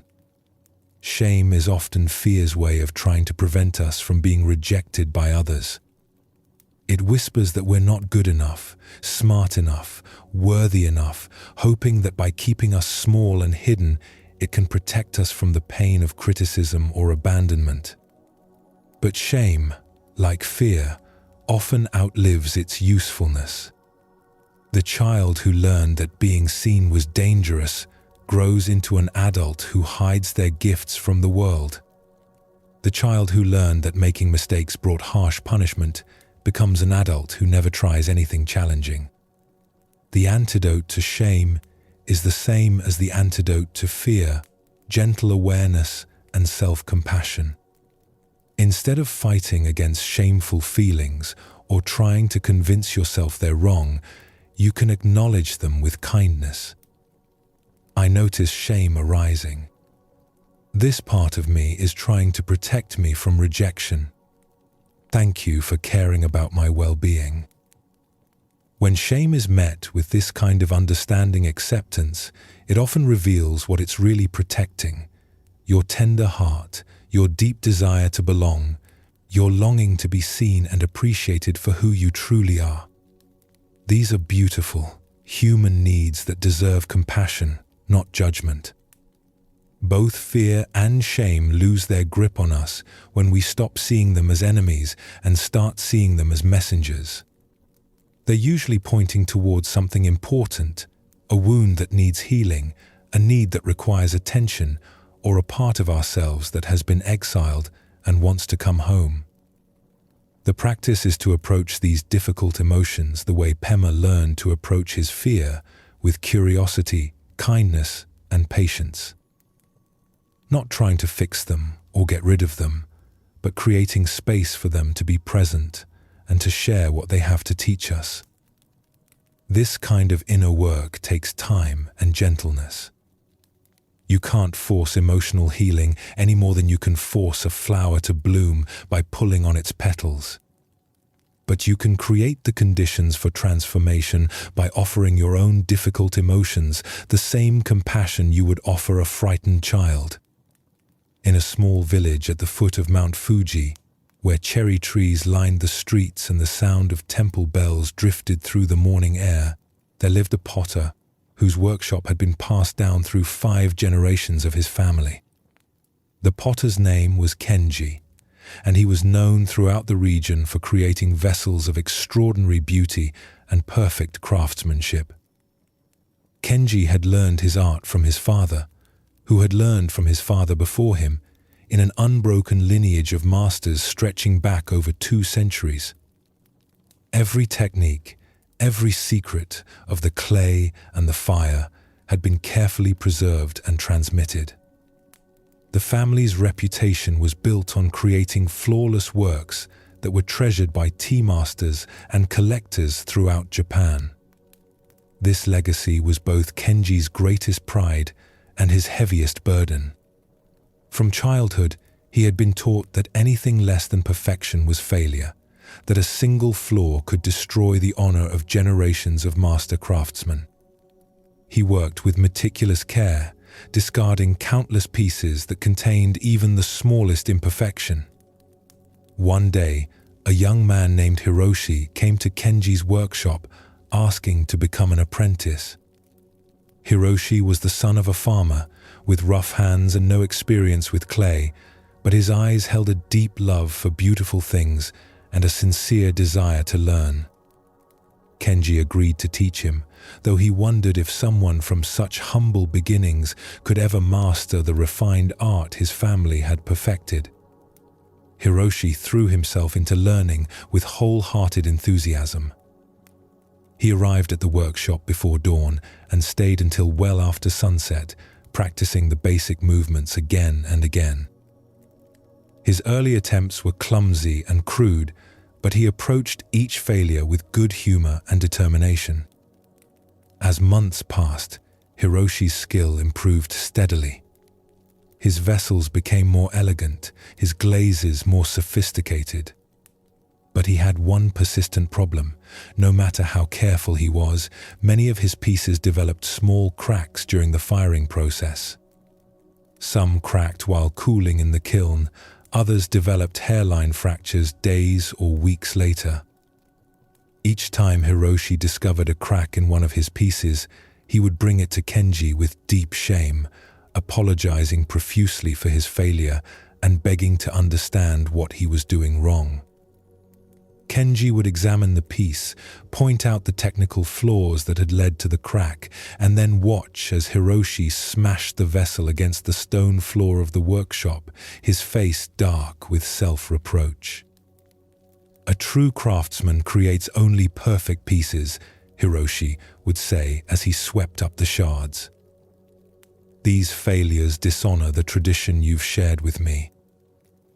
This pattern continued for over a year. Hiroshi's uncracked pieces became increasingly beautiful, but his shame over the flawed ones grew deeper. He began to see each crack as evidence of his fundamental unworthiness, proof that he would never measure up to the standards of the masters who had come before him.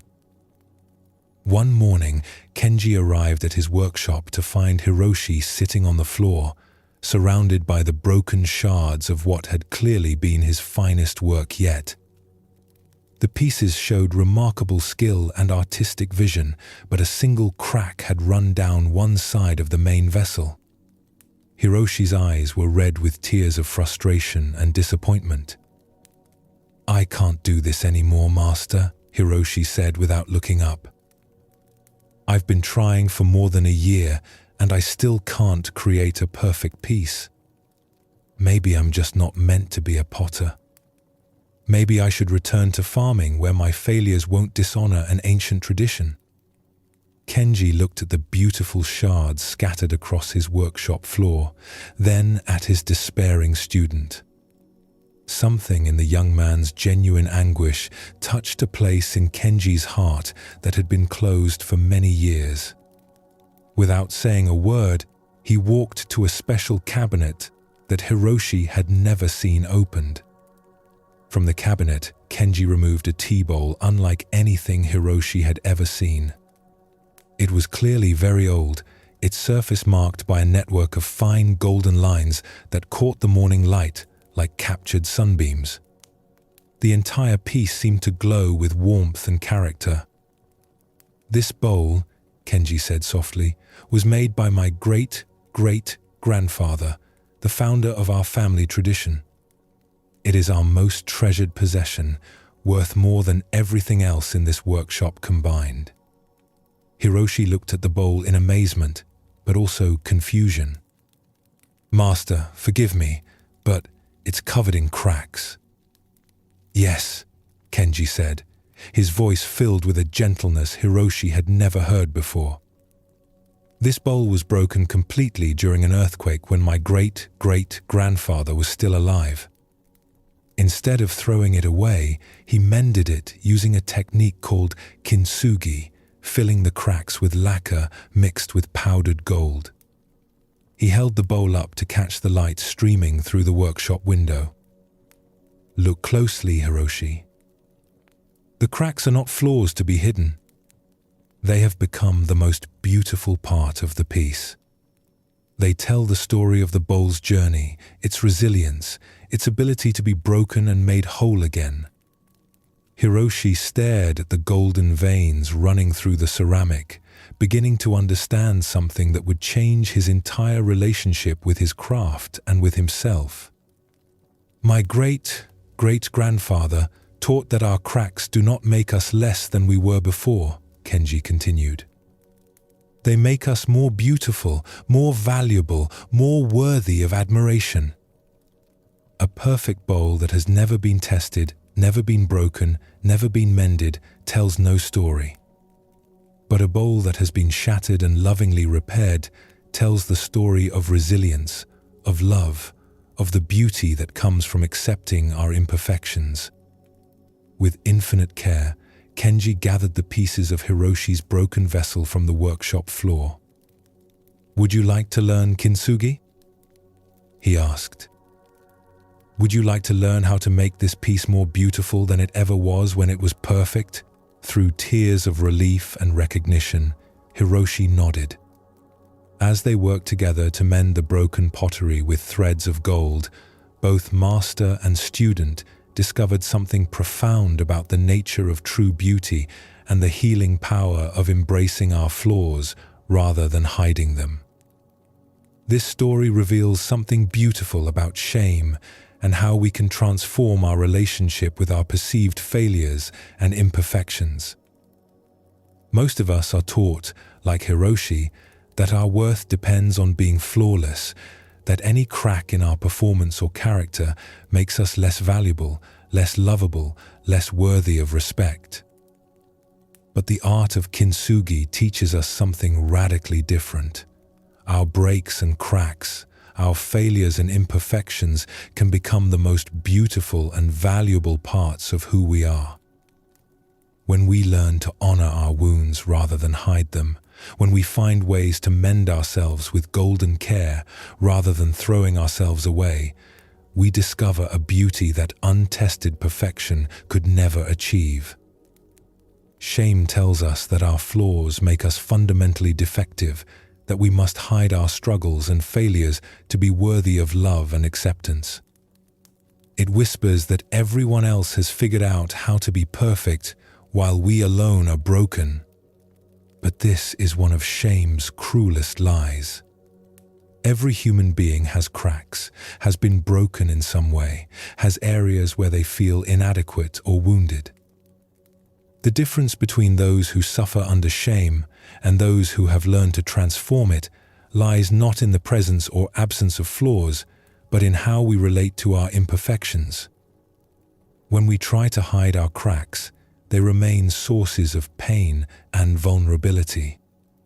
But when we learn to acknowledge them with the same kind of loving attention that the potter brought to mending broken pottery, they can become sources of wisdom, compassion, and authentic beauty. This doesn't mean celebrating our mistakes or refusing to grow and improve. It means recognizing that our struggles and failures are not evidence of our unworthiness, but proof of our courage to try, to risk, to be vulnerable in a world that often feels unsafe. The golden lines in Kintsugi pottery represent something profound about healing. They don't try to make the cracks invisible or pretend the breaking never happened. Instead, they honor the history of the piece, acknowledging that this bowl has a story, has been tested by life, has survived something difficult and emerged more beautiful because of it. In your own life, you can practice this art of golden repair with your emotional wounds and perceived failures. Instead of trying to hide the places where you've been broken, you can learn to see them as part of your unique beauty. The divorce that taught you about resilience. The job loss that forced you to discover hidden strengths. The betrayal that deepened your capacity for compassion. The failure that humbled your ego and opened your heart. This doesn't mean romanticizing suffering or seeking out painful experiences. It means learning to extract wisdom and beauty from the difficulties that inevitably come to every human life. It means refusing to throw yourself away because you've been cracked, choosing instead to mend yourself with golden threads of self-compassion and understanding. When shame arises about your perceived inadequacies, you can remember the lesson of Kintsugi. Your flaws are not defects that make you worthless. They're evidence that you've lived, that you've been willing to risk failure in pursuit of something meaningful. They're part of your story, part of what makes you uniquely beautiful. The practice is to approach your own imperfections with the same loving attention that a master craftsman brings to mending precious pottery. Not rushing to fix everything or pretending nothing is broken, but taking time to honor what has been damaged and find ways to repair it that create new forms of beauty. This might mean seeking therapy to heal old wounds, talking honestly with friends about your struggles, or simply treating yourself with the kindness you would offer a dear friend who was going through difficulties. It means learning to see your scars not as signs of weakness, but as evidence of your strength, your willingness to heal, your capacity to transform pain into wisdom. When you learn to practice this golden repair on yourself, you naturally become more compassionate toward others. You begin to see that everyone is walking around with their own invisible cracks, their own hidden struggles, their own need for gentle mending. This recognition dissolves the isolation that shame creates and connects you to the shared human experience of being beautifully, imperfectly whole. Tonight, as you prepare for rest, you can bring this spirit of golden repair to any areas of shame or self-criticism that may be active in your mind. Instead of trying to fix these feelings or judge yourself for having them, you can offer them the same gentle attention you would bring to mending something precious that had been broken. Your imperfections are not obstacles to your worth, they're part of what makes you irreplaceably valuable. Like the golden lines in Japanese pottery, they tell the story of a life fully lived, fully risked, fully loved. Rest in this understanding and let the gentle art of self-compassion fill any cracks in your heart with threads of pure gold. In a quiet temple nestled in the hills outside Kyoto, where bamboo groves swayed gently in the evening breeze and the sound of a small stream provided constant peaceful music, there lived a monk whose contemplative life was about to be dramatically disrupted. Brother Jishin had spent 3 years at Tranquil Waters Temple, developing a deep meditation practice and finding profound peace in the predictable rhythms of monastic life. He rose before dawn for sitting practice, worked quietly in the temple gardens during the day, and spent his evenings in study and reflection. His cell was simple, but perfectly arranged, his mind clear and calm, his heart filled with contentment. The source of his disruption arrived on a humid summer morning in the form of his new neighbor. The house next to the temple had been empty for months, but now it had been purchased by a man named Tanaka, who seemed to possess no understanding whatsoever of the peaceful atmosphere that the monks worked so hard to maintain. Tanaka was a merchant who dealt in metal goods, and he had decided to set up a workshop behind his house where he could craft his wares. From early morning until late evening, the sound of hammering, sawing, and metal grinding shattered the tranquil silence that Jishin had come to cherish. But the noise was only the beginning.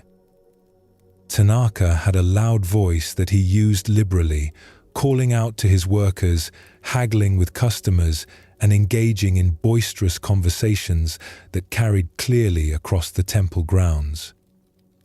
He seemed to conduct his business as if the entire neighborhood were his workshop, with no consideration for others who might value quiet. Worse still, Tanaka appeared to take particular delight in starting his loudest work precisely during the temple's meditation times. The morning sitting period, which had always been Jishin's most peaceful hour, became an exercise in enduring the rhythmic pounding of metal on metal. The evening contemplation, once a time of deep reflection, was now punctuated by the grating sound of saws cutting through wood and iron. Within a week, Jishin's carefully cultivated peace had evaporated. During meditation, instead of attending to his breath, he found himself listening for the next disruption, his jaw clenched with anticipation of more noise. When silence did occur, he couldn't relax into it because he knew it was only temporary. His frustration grew daily. He began to have elaborate fantasies about confronting Tanaka, imagining speeches about respect and consideration for others. He plotted ways to complain to local authorities about noise violations. He even considered requesting a transfer to another temple, despite his deep love for tranquil waters. One morning, after a particularly sleepless night filled with late evening hammering, Jishin went to see the temple's abbot, Master Iko. Iko was an elderly monk with eyes that seemed to hold both infinite patience and subtle humor, someone who had guided the temple community through many challenges over the decades. "Master," Jishin said, trying to keep his voice calm and respectful, "I need to speak with you about our neighbor. His noise-making is destroying the peaceful atmosphere of our temple. Surely we must do something to protect our practice environment." Master Echo listened quietly as Jishin described his struggle with Tanaka's disruptions, his attempts to meditate through the noise, his growing anger and frustration. When Jishin finished his complaint, the master sat in silence for several long minutes, his expression thoughtful. "Tell me, Brother Jishin," Iko said finally, "what do you think this man is here to teach you?" Jishin was taken aback by the question. "Teach me?" "Master, he's not teaching anything. He's preventing me from learning by destroying our quiet environment." "Really?" Eiko asked, his eyes twinkling with gentle amusement. "You have been practicing meditation for 3 years in perfect silence. You have developed the ability to concentrate when conditions are ideal. But what happens when conditions are not ideal? What happens when life does not cooperate with your preferences?" Jishin felt something shift inside him, a small crack in his certainty about who was right and who was wrong in this situation.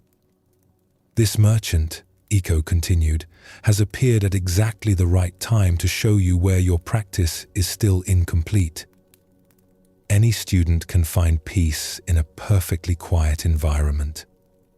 But can you find peace when life is noisy, chaotic, and uncooperative? Can you maintain equanimity when others don't behave as you think they should?" The master gestured toward the window, where the faint sound of Tanaka's morning work was already beginning. Your neighbor is offering you advanced training in patience, acceptance, and non-attachment. He is showing you that true peace cannot depend on external conditions. If your serenity can be destroyed by the sound of hammering, how deep is it really? Jishin sat in silence, realizing that he had been seeing his situation completely backwards. He had been viewing Tanaka as an obstacle to his spiritual development when he was actually being offered an extraordinary opportunity for growth. But Master, how do I practice with such constant disturbance? The same way you practiced with constant silence, Iko replied. You sit, you breathe, you observe whatever arises, whether it's the sound of a bell or the sound of a hammer. The practice is not to control your environment, but to maintain awareness regardless of what your environment contains. That evening, Jishin approached his meditation with completely new understanding.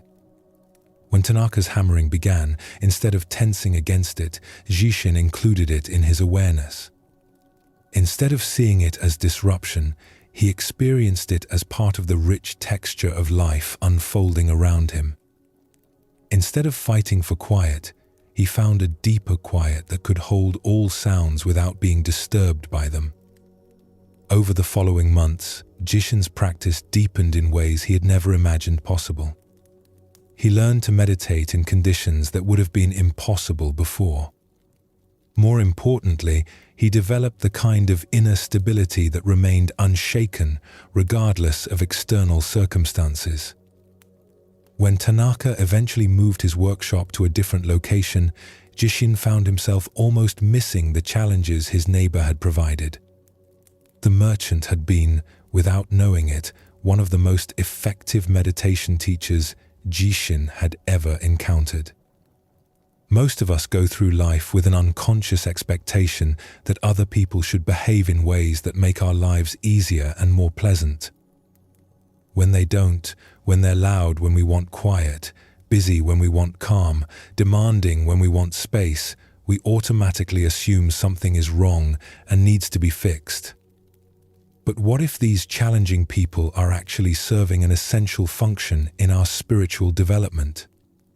What if they're showing up in our lives precisely because we need to learn something that only they can teach us? Jishin's story shows how a shift in perspective can transform what seems like an obstacle into an opportunity. His neighbor wasn't actually preventing him from practicing meditation. He was providing a different, more challenging form of meditation practice. The noise wasn't destroying the conditions for inner peace. It was revealing how conditional and fragile that peace had been. This principle applies to all kinds of difficult relationships. The colleague who constantly interrupts you might be teaching you about patience and the skill of maintaining your center when others are chaotic. The family member who criticizes you might be showing you where you're still dependent on external approval for your sense of worth. The friend who's always late might be offering you lessons in acceptance and letting go of the need to control others' behavior. When someone triggers a strong emotional reaction in you, that reaction is valuable information. It's pointing toward an area where you're still attached, still dependent on external circumstances being a certain way for you to feel okay. The person who annoys you is showing you exactly where your inner freedom is limited. When you can see every difficult person as a teacher who has volunteered to play the challenging role in your life's curriculum, something remarkable happens. You stop taking their behavior so personally. You become curious about what you're meant to learn rather than angry about what you're experiencing. You develop gratitude for the growth opportunities that life provides, even when they come in uncomfortable packages. In the fertile valleys of southern China, where terraced fields climbed hillsides like giant steps and ancient irrigation channels carried mountain water to countless crops, there lived a farmer named Hang Wei who had inherited both his land and his approach to farming from 4 generations of ancestors. Hang Wei's family had always been known for their abundant harvests, but Hang Wei himself was determined to do even better than his forebears. He had read about new farming techniques from distant provinces, studied the timing of planting and harvesting in unprecedented detail, and developed elaborate plans for maximizing the productivity of every inch of his land. Unlike his father and grandfather, who had farmed according to the natural rhythms of the seasons and the subtle signs they read in weather patterns and soil conditions, Hang Wei tried to impose his will upon the land. He planted crops when his calculations said they should be planted, regardless of whether the soil felt ready. He forced irrigation when his schedule demanded it, even if the natural water table was low. He pushed his workers and animals to maintain the pace he had determined was optimal, regardless of their natural energy cycles. For the first few years, Hang Wei's approach seemed successful. His meticulous planning and relentless effort produced good harvests, and he began to think that his scientific approach was superior to the old-fashioned methods his family had always used. But gradually, problems began to emerge. Crops that were forced to grow out of their natural timing became more susceptible to diseases. Soil that was overworked began to lose its fertility. Workers who were pushed beyond their natural rhythms became exhausted and made more mistakes. Animals that were driven too hard became sick and less productive. The crisis came during Hang Wei's 5th year of intensive farming. That spring brought unusual weather patterns, late rains followed by an early drought, then sudden floods that washed away carefully prepared seedbeds. According to Hang Wei's detailed plans, this was the year for his most ambitious planting schedule yet. He had invested heavily in seeds and equipment, borrowed money against future harvests, and committed to deliver specific quantities of grain to merchants in the provincial capital. Despite the challenging weather, Hang Wei determined to stick to his plan. He replanted washed-out fields multiple times, used precious well water to irrigate during the drought, and worked his people and animals from dawn to dusk, trying to make up for lost time. By midsummer, it was clear that the struggle was not working. The repeatedly replanted crops were weak and struggling. The overworked soil was compacted and resistant to both water and root growth. The exhausted workers were making costly errors, and several of his best animals had fallen ill from overwork. Meanwhile, Hang Wei noticed that his elderly neighbor, Old Chen, seemed to be having much better results with far less apparent effort. Chen's fields, which bordered Hang Wei's property, were green and thriving while Hang Wei struggled. Swallowing his pride, Hang Wei approached the old farmer one evening as Chen sat peacefully on his porch, smoking a pipe and watching the sunset paint the mountains gold. "Honored uncle," Hang Wei said, using the respectful term for an elder, "I have been observing your fields, and I confess I don't understand how you achieve such good results. What techniques are you using? What is your planting schedule?" Old Chen chuckled softly, his weathered face creasing with gentle amusement. "I use the same techniques my grandfather taught me, and his grandfather taught him. I plant when the earth is ready, harvest when the crops are ripe, and rest when the land needs rest." "But what about efficiency? What about maximizing productivity?" Hang Wei asked, his voice reflecting his frustration with his own struggles. "Come," Chen said, rising slowly from his chair. "Let me show you something." He led Hang Wei to a small stream that ran between their properties. The water moved smoothly around rocks and fallen logs, finding the easiest path through the landscape. Where the stream was wide and shallow, the water spread out and flowed gently. Where the banks narrowed, it moved more quickly. When it encountered a large boulder, it didn't try to push through, but flowed around, always finding a way forward. "Watch the water," Chen said quietly. "Does it fight against the rocks? Does it struggle to flow uphill? Does it exhaust itself trying to be somewhere other than where it is?" Hang Wei watched the stream for several minutes, beginning to understand something he had never considered before.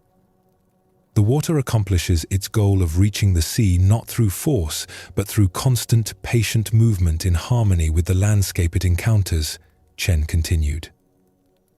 It works with gravity, not against it. It adapts to obstacles instead of fighting them.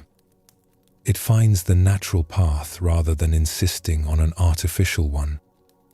They walked slowly through Chen's fields as the old farmer explained his approach. He planted different crops in different areas based on subtle variations in soil composition and drainage. He rotated his plantings not according to a rigid schedule, but based on what each field seemed to need. He worked with the natural energy cycles of his workers and animals, recognizing that sustainable productivity came from sustainable practices. This spring's unusual weather was challenging for everyone, Chen said as they stopped beside a thriving field of rice. But instead of fighting against it, I asked myself, what is this weather trying to teach me? What opportunities might it be offering? He pointed to a section of his land that had been flooded early in the season. Instead of immediately replanting it with his original plan, Chen had observed how the water naturally pooled in that area and decided to create a small pond for raising fish. The fish not only provided food and income, but also fertilized the surrounding soil with their waste. Young farmers often think that success comes from imposing their will upon the land, Chen said as they completed their tour. But wise farmers learn to dance with the land, to work with its nature rather than against it. The earth is not our enemy to be conquered, but our partner in the dance of growth and harvest. Over the following months, Hang Wei gradually transformed his approach to farming. Instead of rigid schedules, he learned to read the subtle signs that indicated when crops were ready for each stage of development. Instead of pushing his workers to exhaustion, he discovered that well-rested people were more creative and efficient. Instead of forcing maximum production from every field every year, he implemented rotations that allowed the soil to restore its fertility naturally. The immediate result was less stress and more enjoyment in his daily work. The long-term result was healthier soil, more resilient crops, and ultimately higher productivity achieved through sustainable methods. Most importantly, Hang Wei discovered the deep satisfaction that comes from working in harmony with natural forces rather than constantly struggling against them. This story reveals something profound about how we can approach not just farming, but every aspect of our lives. Most of us have been conditioned to believe that success comes from force, from pushing harder, from overcoming resistance through sheer willpower.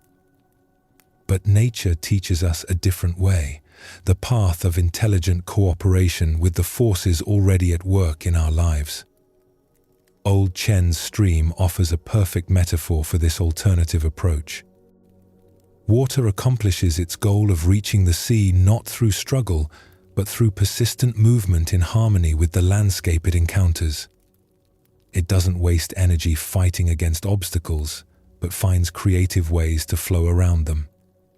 It doesn't exhaust itself trying to move uphill, but follows the natural pull of gravity.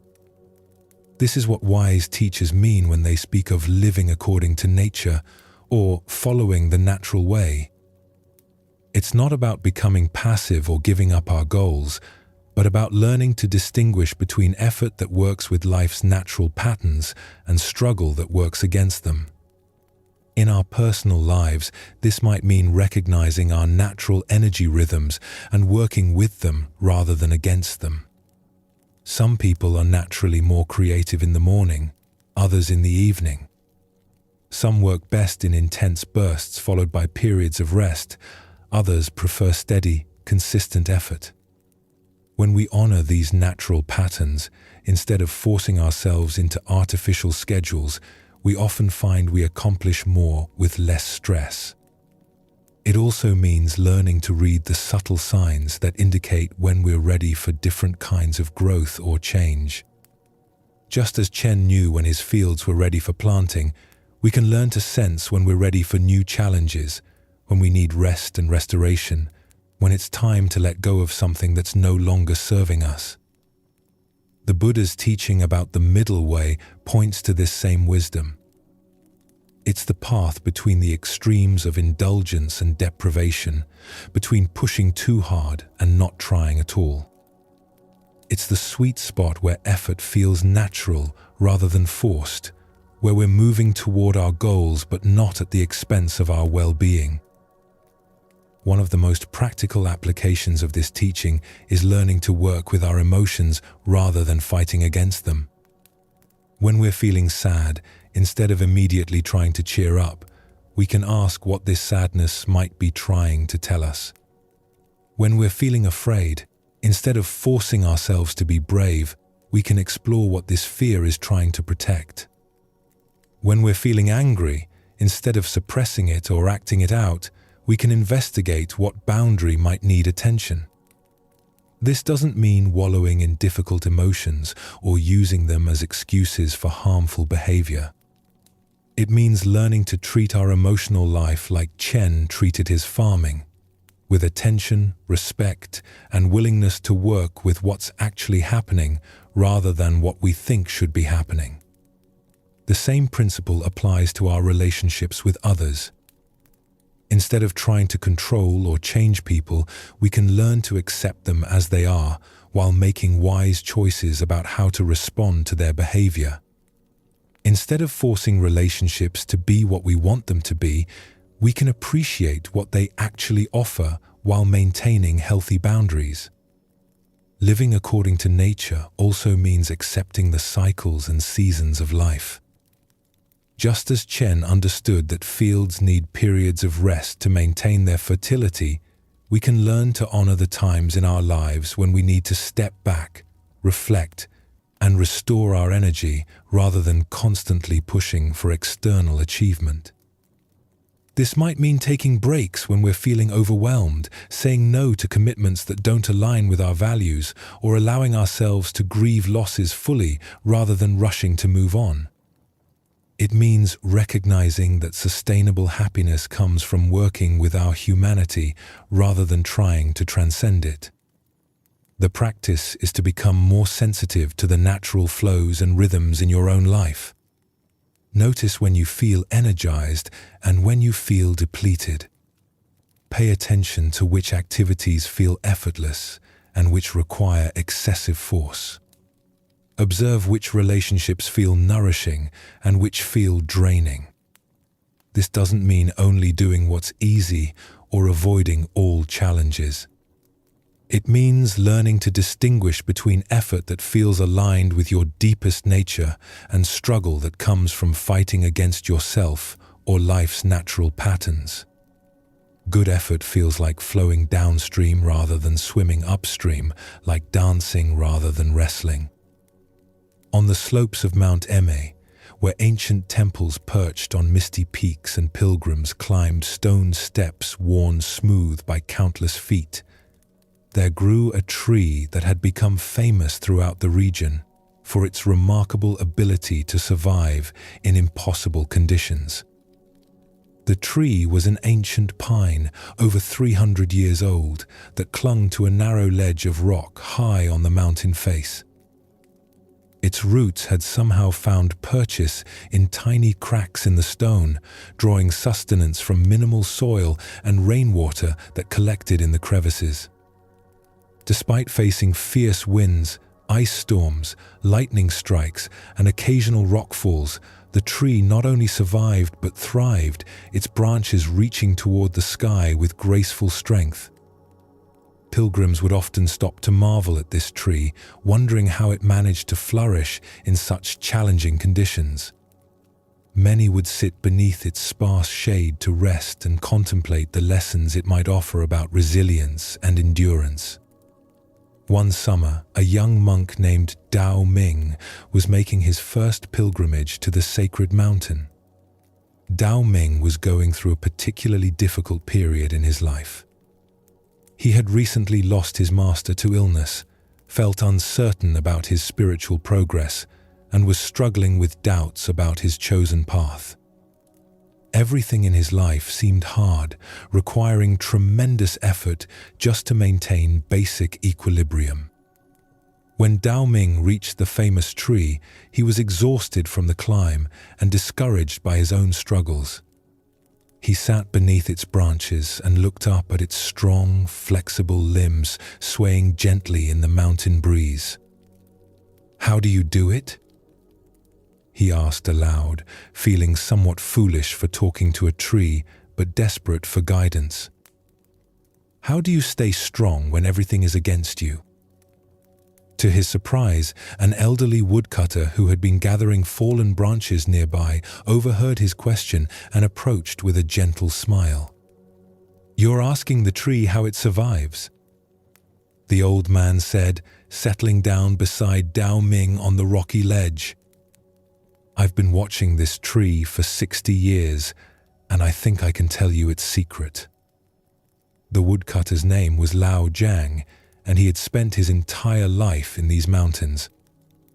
His weathered hands and keen eyes spoke of decades of observing the natural world with close attention. "Look carefully at how this tree grows," Lao Jiang said, pointing to the pine's unusual shape. "See how its trunk curves and bends? Notice how its branches don't all reach straight up like trees in easier places, but extend in whatever direction they can find light and space." Huiming looked more closely and saw that the tree's form was indeed unusual. Instead of growing straight and tall like pines in more favorable conditions, this tree had adapted its entire structure to work with the constraints of its rocky environment. "When this tree was young," Lao Jiang continued, "it could have tried to grow exactly like trees in the valley, reaching straight up toward the sky. But that would have put it in direct conflict with the rock face above. Instead, it learned to grow around obstacles, to find creative ways to reach the light." He pointed to where the trunk curved gracefully around a large boulder. "See here? The tree didn't try to push through this rock or grow over it. It simply adjusted its path, turning this obstacle into part of its own unique beauty." Lao Jiang stood and walked to where the tree's roots disappeared into cracks in the stone. "And look at the roots. They don't fight against the rock. They find every tiny opening, every hairline crack, and follow those spaces deeper into the mountain. They work with the stone, not against it." "But how does it stay flexible in such harsh conditions?" Huiming asked. "When the storms come, how does it avoid breaking?" "Ah," Lao Jiang said, his eyes lighting up with enthusiasm for his favorite subject. "Watch the branches during the next wind gust." As if summoned by his words, a strong mountain breeze swept across the ledge. Huiming watched in fascination as the tree's branches swayed and bent dramatically, some nearly touching the rock face before springing back to their original position. "Rigid trees break in storms," Lao Jiang explained. "But flexible trees dance with the wind. This old pine has learned to bend so far it almost touches the ground, but it never breaks because it doesn't resist the force of the storm. It moves with it." Over the next hour, Lao Jiang shared what 60 years of mountain observation had taught him about the relationship between survival and adaptability. He showed Huiming how the tree's needles had grown smaller and thicker than normal pines to conserve water in the dry mountain air. how its bark had developed extra thickness to protect against temperature extremes, how it had learned to make the most of brief growing seasons by storing energy efficiently during favorable periods. This tree teaches us something important about living wisely, Lao Zhang said as they prepared to part ways. Life will always present us with conditions we cannot control. Storms will come. Resources will sometimes be scarce. Obstacles will appear in our path. We cannot change these realities. He placed his hand gently on the pine's curved trunk. But we can learn from this tree's example. We can develop flexibility instead of rigidity. We can find creative ways around obstacles instead of exhausting ourselves trying to break through them. We can put our roots down deep in whatever soil we find ourselves in, rather than constantly wishing we were planted somewhere else. Dao Ming felt something shift in his understanding of his own struggles. He had been approaching his challenges like a tree trying to grow straight up through solid rock, using force and resistance. What if, instead, he could learn to bend and adapt like this ancient pine? The tree doesn't struggle against the mountain, Lao Zhang continued. It makes the mountain its partner. It finds ways to thrive precisely because of the challenges, not in spite of them. Its unique beauty comes from the very difficulties that would have destroyed a less flexible tree. As Dao Ming continued his pilgrimage that day, he carried with him a new understanding of what it meant to live according to nature. Not fighting against his circumstances, but learning to work creatively within them. Not resisting the storms of life, but developing the flexibility to bend without breaking. Not wishing he was somewhere else, but putting down deep roots in whatever soil he found himself in. Years later, when other young monks came to him with their struggles, Dao Ming would often tell them about the pine tree on Mount Emei, and how it taught him that true strength comes not from rigidity, but from the wisdom to adapt, to bend, and to find beauty in the very conditions that seem most challenging. This beautiful story reveals another dimension of living according to nature, the cultivation of adaptive wisdom that allows us to thrive in whatever conditions we encounter, rather than constantly fighting for conditions to be different. The pine tree on Mount Emei demonstrates something profound about resilience. Its strength doesn't come from being hard and unyielding, but from being flexible and creative in response to challenges. Instead of trying to grow like a tree in ideal conditions, it developed its own unique form that worked with the constraints of its environment. This teaches us something important about how to approach our own life circumstances. Most of us spend enormous energy wishing our situation were different, fighting against conditions we cannot control, or trying to force our lives to match some ideal image we have in our minds. But this approach often leads to frustration and exhaustion, like a tree trying to grow straight through solid rock. The alternative that nature teaches is adaptive creativity. When we encounter obstacles, instead of seeing them as problems to be eliminated, we can ask, how can I work with this? What new possibilities might this challenge open up? How can I find a way around this that creates something beautiful and unique? This doesn't mean settling for less or giving up our dreams. The pine tree never stopped reaching toward the light, it just found a creative path to get there. Similarly, we can maintain our deepest aspirations while remaining flexible about how we achieve them. In practical terms, this might mean adapting our career goals when certain doors close, finding new ways to express our creativity when our original plans don't work out, or discovering unexpected forms of love and connection when relationships don't unfold as we expected. The tree's flexibility in storms offers another crucial lesson about emotional resilience.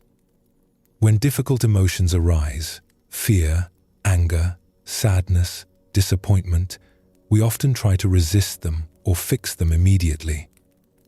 But the tree teaches us that sometimes the wisest response is to bend with the emotional storm, allowing ourselves to feel deeply without being broken by the experience. This kind of emotional flexibility means neither suppressing our feelings nor being completely overwhelmed by them, but finding the middle path of acknowledging what we're experiencing while maintaining our essential stability. Like the pine's branches that can bend almost to the ground but always spring back, we can allow ourselves to feel deeply while trusting in our fundamental resilience. The story also illustrates the importance of putting down deep roots wherever we find ourselves, rather than constantly waiting for better conditions to begin living fully. The tree didn't waste energy, wishing it had been planted in rich valley soil. It made the most of the rocky ledge where it found itself. Many of us postpone happiness or meaningful engagement with life because we're waiting for circumstances to improve. We think we'll be content when we get the right job, the right relationship, the right living situation. But the tree teaches us that we can develop deep roots and find nourishment even in challenging soil. This means learning to appreciate what our current situation offers rather than focusing only on what it lacks. It means finding ways to grow and contribute regardless of external limitations. It means developing the kind of inner resources that aren't dependent on perfect conditions. The tree's unique beauty, shaped by the very difficulties that would have destroyed a less adaptable tree, points to one of the most profound insights about human growth. Our struggles, limitations, and challenges don't have to be obstacles to our becoming who we're meant to be. They can become the very forces that shape us into something more beautiful and unique than we could have been without them. This perspective transforms how we relate to our problems and difficulties. Instead of seeing them only as things to be eliminated, we can ask, how might this challenge be shaping me in positive ways? What strengths is it helping me develop? What unique beauty might emerge from learning to thrive in these particular conditions? The practice is to cultivate what we might call adaptive presence, the ability to respond creatively to whatever life presents, rather than rigidly insisting that life conform to our expectations. This means developing flexibility of mind and heart, finding ways to work with reality rather than against it, and trusting that we can find beauty and meaning even in conditions that are far from ideal. When storms come in your life, whether they're external challenges or internal emotional upheavals, you can remember the lesson of the ancient pine. Bend, but don't break. Adapt, but don't give up your essential nature. Find creative ways around obstacles rather than exhausting yourself trying to break through them. Most importantly, remember that your unique beauty may emerge precisely from the challenges you face, not in spite of them.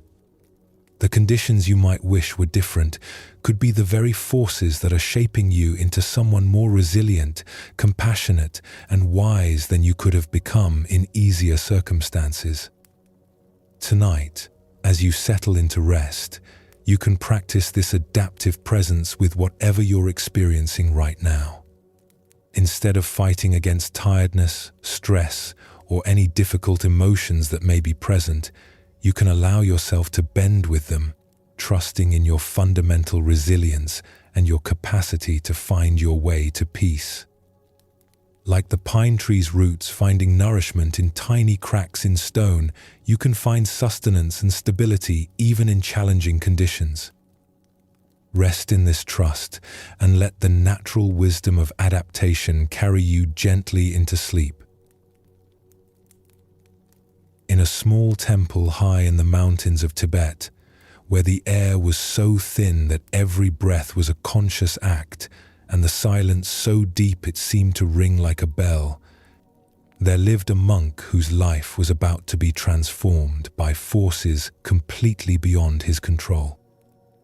Brother Tenzin had spent 15 years at Pemma Monastery, developing a profound meditation practice and finding deep satisfaction in the simple rhythms of monastic life. His days were filled with prayer, study, and contemplation. His small cell contained everything he needed: a sleeping mat, a few robes, his wooden bowl, and several cherished texts that had guided his spiritual development.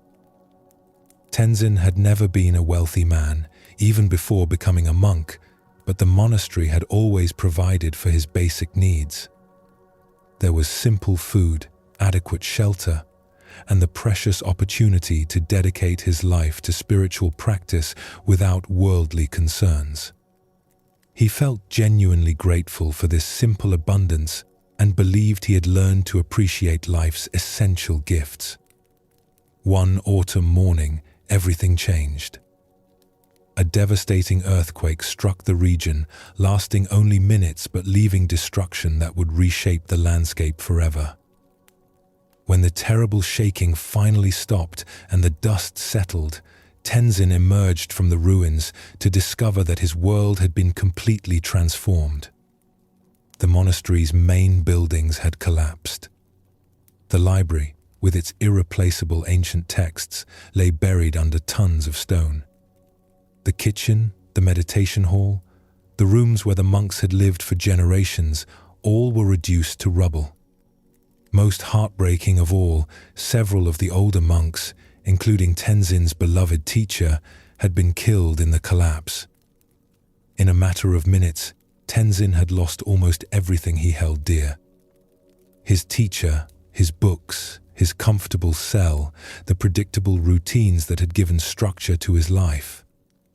Even the monastery's food stores were buried under debris, leaving the surviving monks without provisions as winter approached. For the first few days after the earthquake, Tenzin felt overwhelmed by grief and loss. He wandered through the ruins, trying to comprehend the magnitude of what had been destroyed. Everything that had given his life meaning seemed to have been swept away in an instant. The future that had once seemed secure now appeared uncertain and frightening. The surviving monks, only 7 of the original 23, gathered each evening to share their meager resources and discuss their situation. Some talked of leaving to find shelter in other monasteries. Others spoke of returning to lay life, unsure how to continue their spiritual practice without the structure and community they had depended upon. On the 4th night after the earthquake, as Tenzin sat alone among the ruins looking up at stars that seemed brighter than ever before, something unexpected began to shift in his understanding. Perhaps it was the silence, deeper now than it had ever been when the monastery was full of activity. Perhaps it was the clarity that sometimes comes in moments of complete loss. But gradually, Tenzin began to see his situation differently. He realized that he was still alive when he easily might not have been. His body was unhurt, while others had been severely injured. His mind, though grieving, was still capable of thought and reflection. The teachings his teacher had given him over the years lived on in his memory and understanding, untouched by the earthquake. As this recognition deepened, Tenzin felt a strange sensation arising in his heart. Despite the devastation around him, despite the uncertainty of his future, he began to feel grateful. Not grateful for the earthquake or the destruction, but grateful for what remained, for what could never be taken away. He was grateful for each breath in the thin mountain air. Grateful for the warmth of the small fire the monks had managed to build from salvaged wood. Grateful for the companionship of his fellow survivors, their shared vulnerability creating a bond deeper than they had known when life was comfortable. Most surprisingly, Tenzin found himself grateful for the earthquake itself, not because he wanted destruction, but because it had stripped away everything non-essential and revealed what truly mattered. Without his books, he discovered how much wisdom lived in his own heart. Without his comfortable cell, he appreciated the vast openness of sleeping under the stars. Without the monastery's routines, he found a more intimate connection to the natural rhythms of day and night. Over the following weeks, as the monks worked together to create temporary shelter and forage for food, Tenzin's gratitude continued to deepen. Every small blessing, a handful of barley found in the ruins, a clear day for gathering firewood, a night without wind, felt like an incredible gift. When a supply caravan finally reached them from the valley below, bringing food and materials to help them survive the winter, Tenzin received his portion with such profound appreciation that the merchants were moved to tears. They had never seen anyone express such genuine gratitude for simple necessities. "How can you be so thankful?" one of the merchants asked. "You've lost everything." "No," Tenzin replied with a smile that seemed to light up his entire face. "I've lost many things, but I've discovered what can never be lost. I've found what was always here, but was hidden by my attachment to what I thought I needed." Through the hardest winter of his life, living in makeshift shelters and eating the simplest food, Tenzin experienced a joy and contentment deeper than any he had known during his comfortable years in the monastery. He had learned to find abundance in scarcity, wealth in simplicity, security in uncertainty. When spring came and plans were made to rebuild the monastery, Tenzin chose to remain in the mountains, living in a simple cave and supporting himself through the generosity of local villagers. He had discovered that true richness had nothing to do with external conditions and everything to do with the grateful recognition of life's essential gifts. Years later, people would travel great distances to visit the monk who had learned to find treasure in catastrophe, and they would leave carrying something of his radiant appreciation for the simple miracle of being alive. This powerful story reveals how gratitude can become a transformative force that completely changes our relationship to life's difficulties. Tenzin's experience shows us that genuine appreciation is not dependent on favorable circumstances, but can actually flourish most brilliantly when external conditions are most challenging. The earthquake that destroyed Tenzin's comfortable life also revealed something profound about the nature of happiness and security. As long as he was surrounded by familiar comforts, he couldn't see how much of his contentment came from sources that could never be threatened. It took the loss of everything external for him to discover the wealth that had always existed within his own being. This is what we might call the alchemy of gratitude, the mysterious process by which appreciation can transform even the most difficult experiences into sources of wisdom and strength. When we learn to feel grateful not just for what we have, but for what we are, for the simple fact of being conscious and alive, we discover a source of joy that no external circumstance can touch. Tenzin's gratitude wasn't a denial of his loss or a pretense that the earthquake had been good. He genuinely grieved for his teacher and his fellow monks. He felt the difficulty of his new circumstances. But within this honest acknowledgement of pain, he found something else: profound appreciation for everything that remained, everything that was still possible, everything that could never be taken away. This kind of gratitude requires a fundamental shift in how we define abundance and security. Most of us have been conditioned to believe that we need certain external conditions to be happy: enough money, the right relationships, good health, comfortable living situations. When these conditions are threatened or lost, we feel that our well-being has been damaged. But Tenzin's experience points to a different understanding. True security comes not from controlling external circumstances, but from developing such deep appreciation for existence itself that we can find abundance regardless of what we possess materially. When we learn to be grateful for consciousness, for the ability to experience beauty, for the capacity to love and be loved, we tap into a source of wealth that no earthquake can destroy. This doesn't mean becoming passive about improving our circumstances or helping others who are suffering. Tenzin didn't stop working to create shelter and find food. He approached these practical tasks with a transformed heart. Gratitude doesn't eliminate the need for wise action. It transforms the spirit in which we act, replacing anxiety and grasping with appreciation and trust. The practice of transformative gratitude begins with recognizing what we usually take for granted. The fact that we can see color and hear music. The reality that we can think and feel and choose. The miracle that our hearts beat without our conscious control, that our bodies heal from injuries, that consciousness arises fresh each morning after the mysterious absence of sleep. When we really pay attention to these fundamental gifts, we begin to understand what Tenzin discovered. We are surrounded by abundance at every moment, but we usually focus on what we lack rather than appreciating what we have. This shift in attention is like discovering that we've been living in a palace while thinking we were in a prison.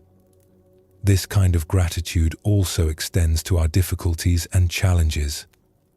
Not because we enjoy suffering, but because we can learn to appreciate how our struggles have contributed to our growth, our compassion, our wisdom.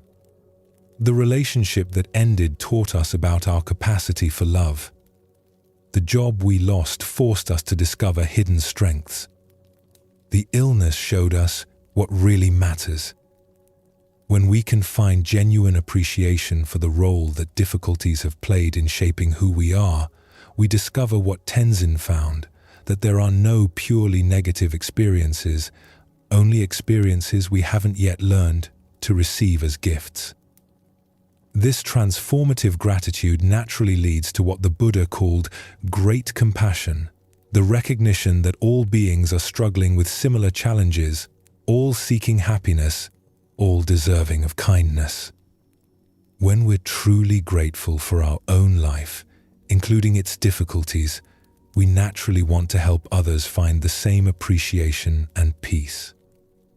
On the slopes of Mount Fuji, where cherry blossoms announced each spring with breathtaking beauty and ancient pilgrimage paths wound between groves of towering cryptomeria trees, there lived an old man named Kenji, who had become known throughout the region as the Grateful Pilgrim.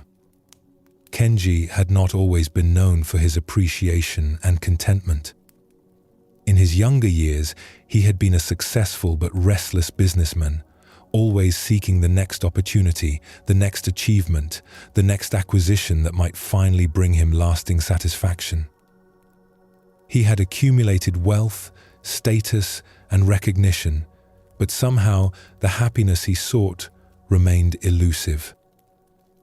Now, at the age of 78, Kenji spent his days walking the ancient pilgrimage routes around Mount Fuji, not seeking anything particular, but simply appreciating the journey itself.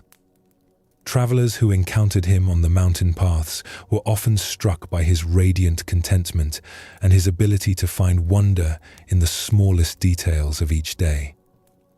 One spring morning, as Kenji rested beside a small shrine overlooking a valley filled with blooming cherry trees, he was approached by a young businessman named Hiroshi who was clearly in distress. Hiroshi's expensive clothes were dusty from hurried travel, his face was lined with worry, and his constantly checking his mobile phone suggested a mind preoccupied with urgent concerns. "Honored elder," Hiroshi said, bowing respectfully but impatiently, "I have heard that you are known for wisdom about finding peace. I desperately need guidance. My business is failing, my marriage is troubled, my health is suffering from stress. Everything in my life seems to be falling apart, and I don't know what to do." Kenji listened with the patient attention of someone who had learned to be fully present with others' suffering.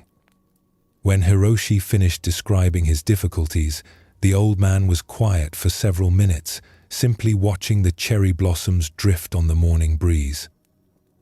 "Tell me," Kenji said finally, "about your journey up the mountain this morning. What did you notice on your way here?" Hiroshi looked puzzled. I was focused on reaching you as quickly as possible. I didn't really notice anything specific." "I see," Kenji said with gentle understanding. "And yesterday, before you decided to seek me out, what did you notice about that day?" "Yesterday was terrible," Hiroshi replied immediately. "More bad news about the business, another argument with my wife, a visit to the doctor that raised more concerns about my blood pressure. Nothing good happened at all." Kenji nodded thoughtfully. "Nothing good," he repeated softly. "Tell me, did you eat yesterday?" "Well, yes, but..." "And did you sleep last night?" "Yes, though not well." "And when you woke this morning, were you able to breathe freely?" "Of course, but I don't understand what..." "And on your climb up the mountain today, did your legs carry you where you wanted to go?" Hiroshi was beginning to see where this was leading. "Yes, they did." "And your eyes?" Kenji continued gently. "Were they able to see the path, the trees, the sky?" "Yes." "And when you speak to me now, can you hear my words? And can I hear yours?" "Yes, but what does this have to do with my problems?" Kenji smiled with infinite kindness. "My young friend, you told me that nothing good happened yesterday, and yet yesterday you received thousands of gifts so basic and essential that life would be impossible without them. You've been surrounded by miracles so constant that you've stopped noticing them." He gestured toward the vista spread before them.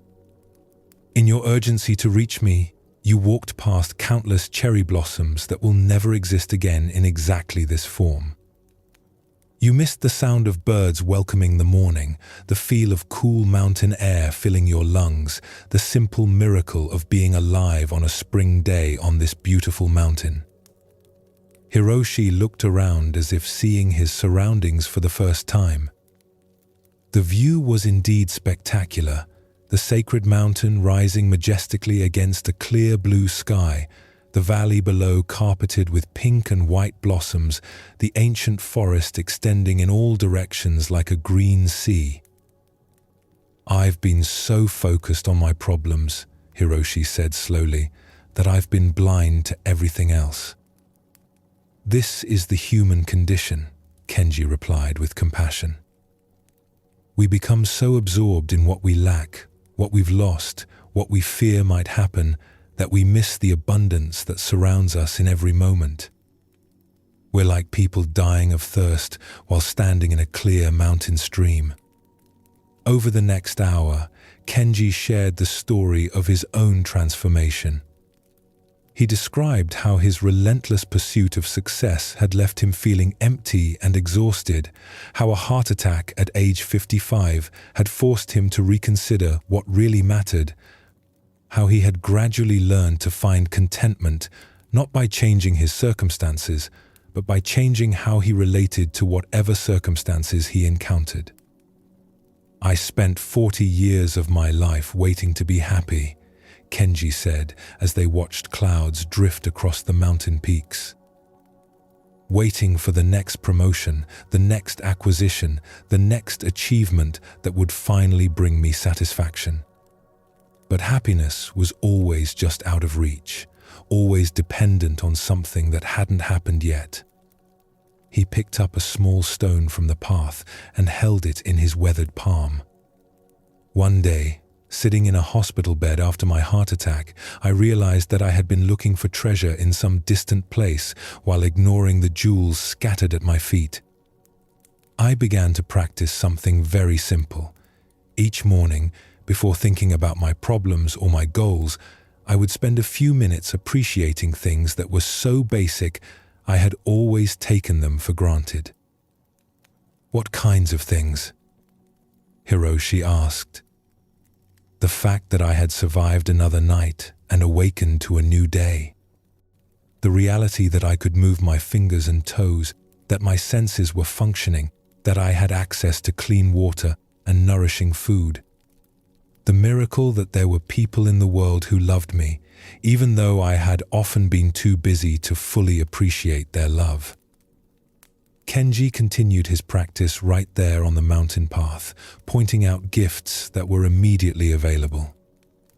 The sound of insects humming in the forest, evidence of countless small lives flourishing around them. The feel of solid earth beneath their bodies, supporting them completely.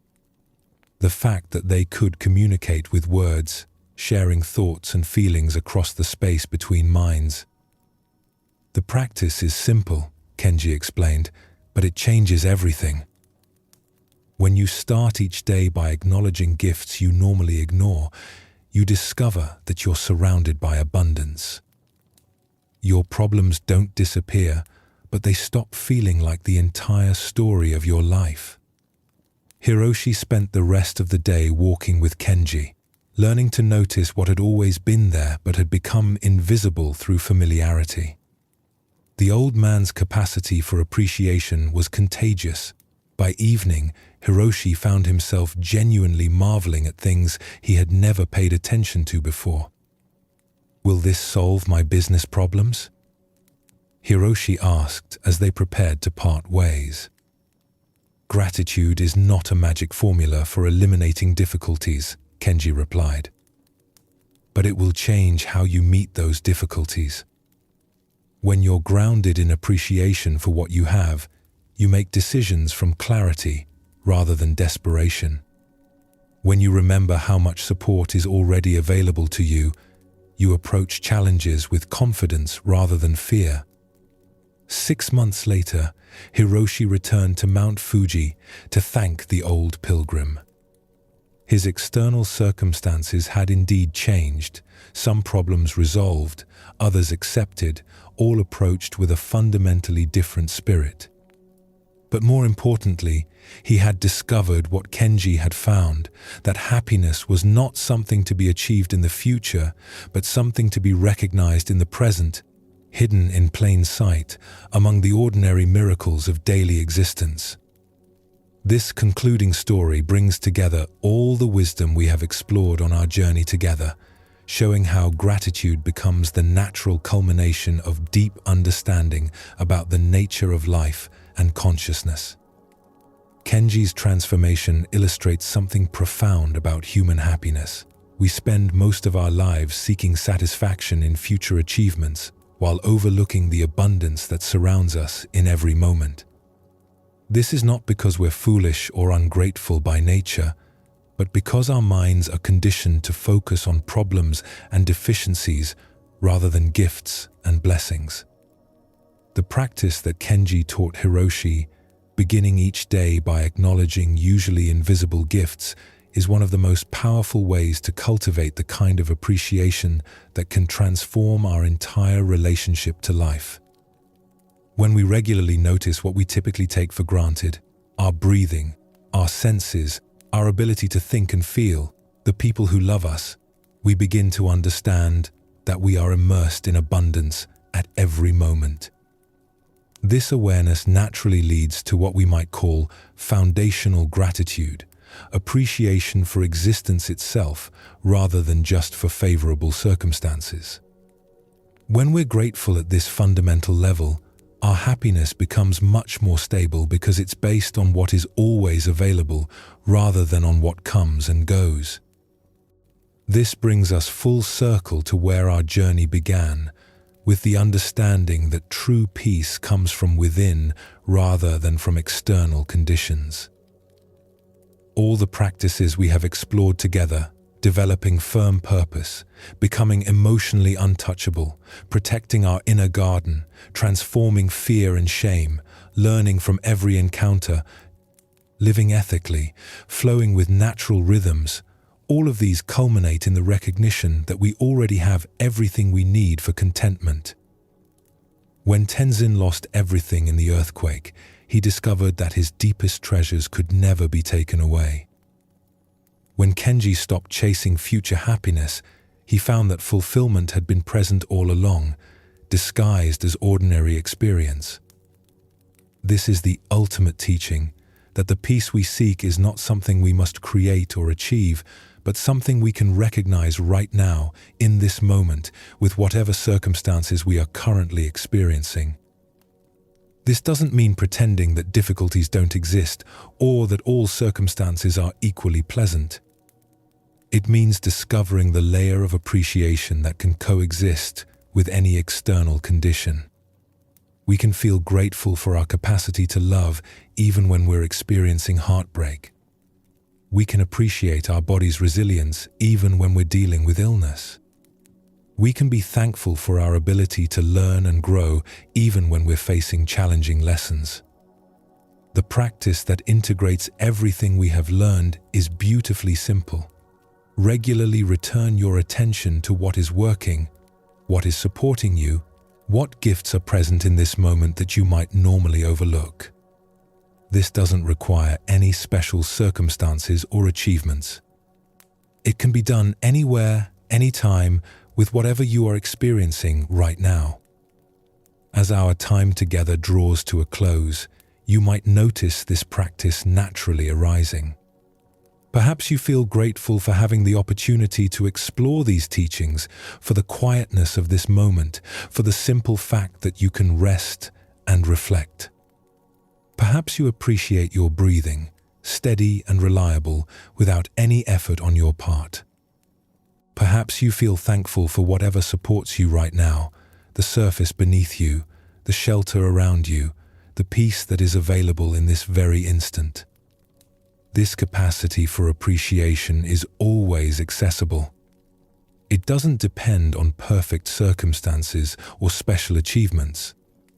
It's available in moments of joy and in moments of difficulty, in times of success and in times of struggle. When you remember this, you carry with you a source of contentment that no external circumstance can disturb. The Buddha spent his life pointing toward this simple recognition that the peace we seek is not far away, but intimately close, not complex, but elegantly simple, not reserved for special people, but available to every conscious being. All the techniques and teachings are just different ways of removing the obstacles we place between ourselves and the natural contentment that is our birthright.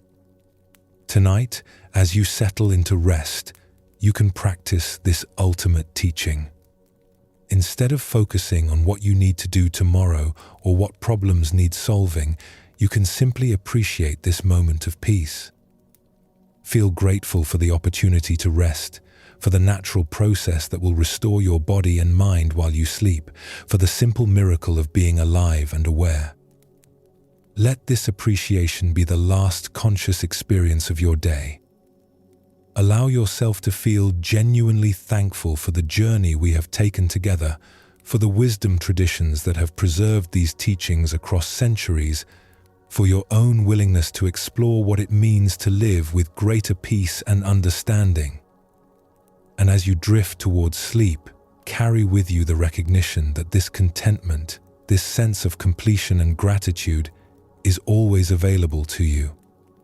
Not because you have achieved something special or learned complicated techniques, but because appreciation is the natural response of awareness when it recognizes its own inherent fullness. Sleep peacefully, knowing that you have everything you need for happiness right here, right now, in the simple fact of being conscious and alive. Rest in gratitude, and let this recognition of abundance carry you gently through the night. Thank you for walking this path with me. May these teachings bring you lasting peace, and may you remember in each moment the extraordinary gift of being exactly who you are, exactly where you are, exactly when you are. The journey continues with each conscious breath, each moment of awareness, each choice to respond with wisdom rather than reactivity. Welcome home to the peace that has been waiting for you all along. Sleep well, and thank you for joining us here at Sleepy Monk.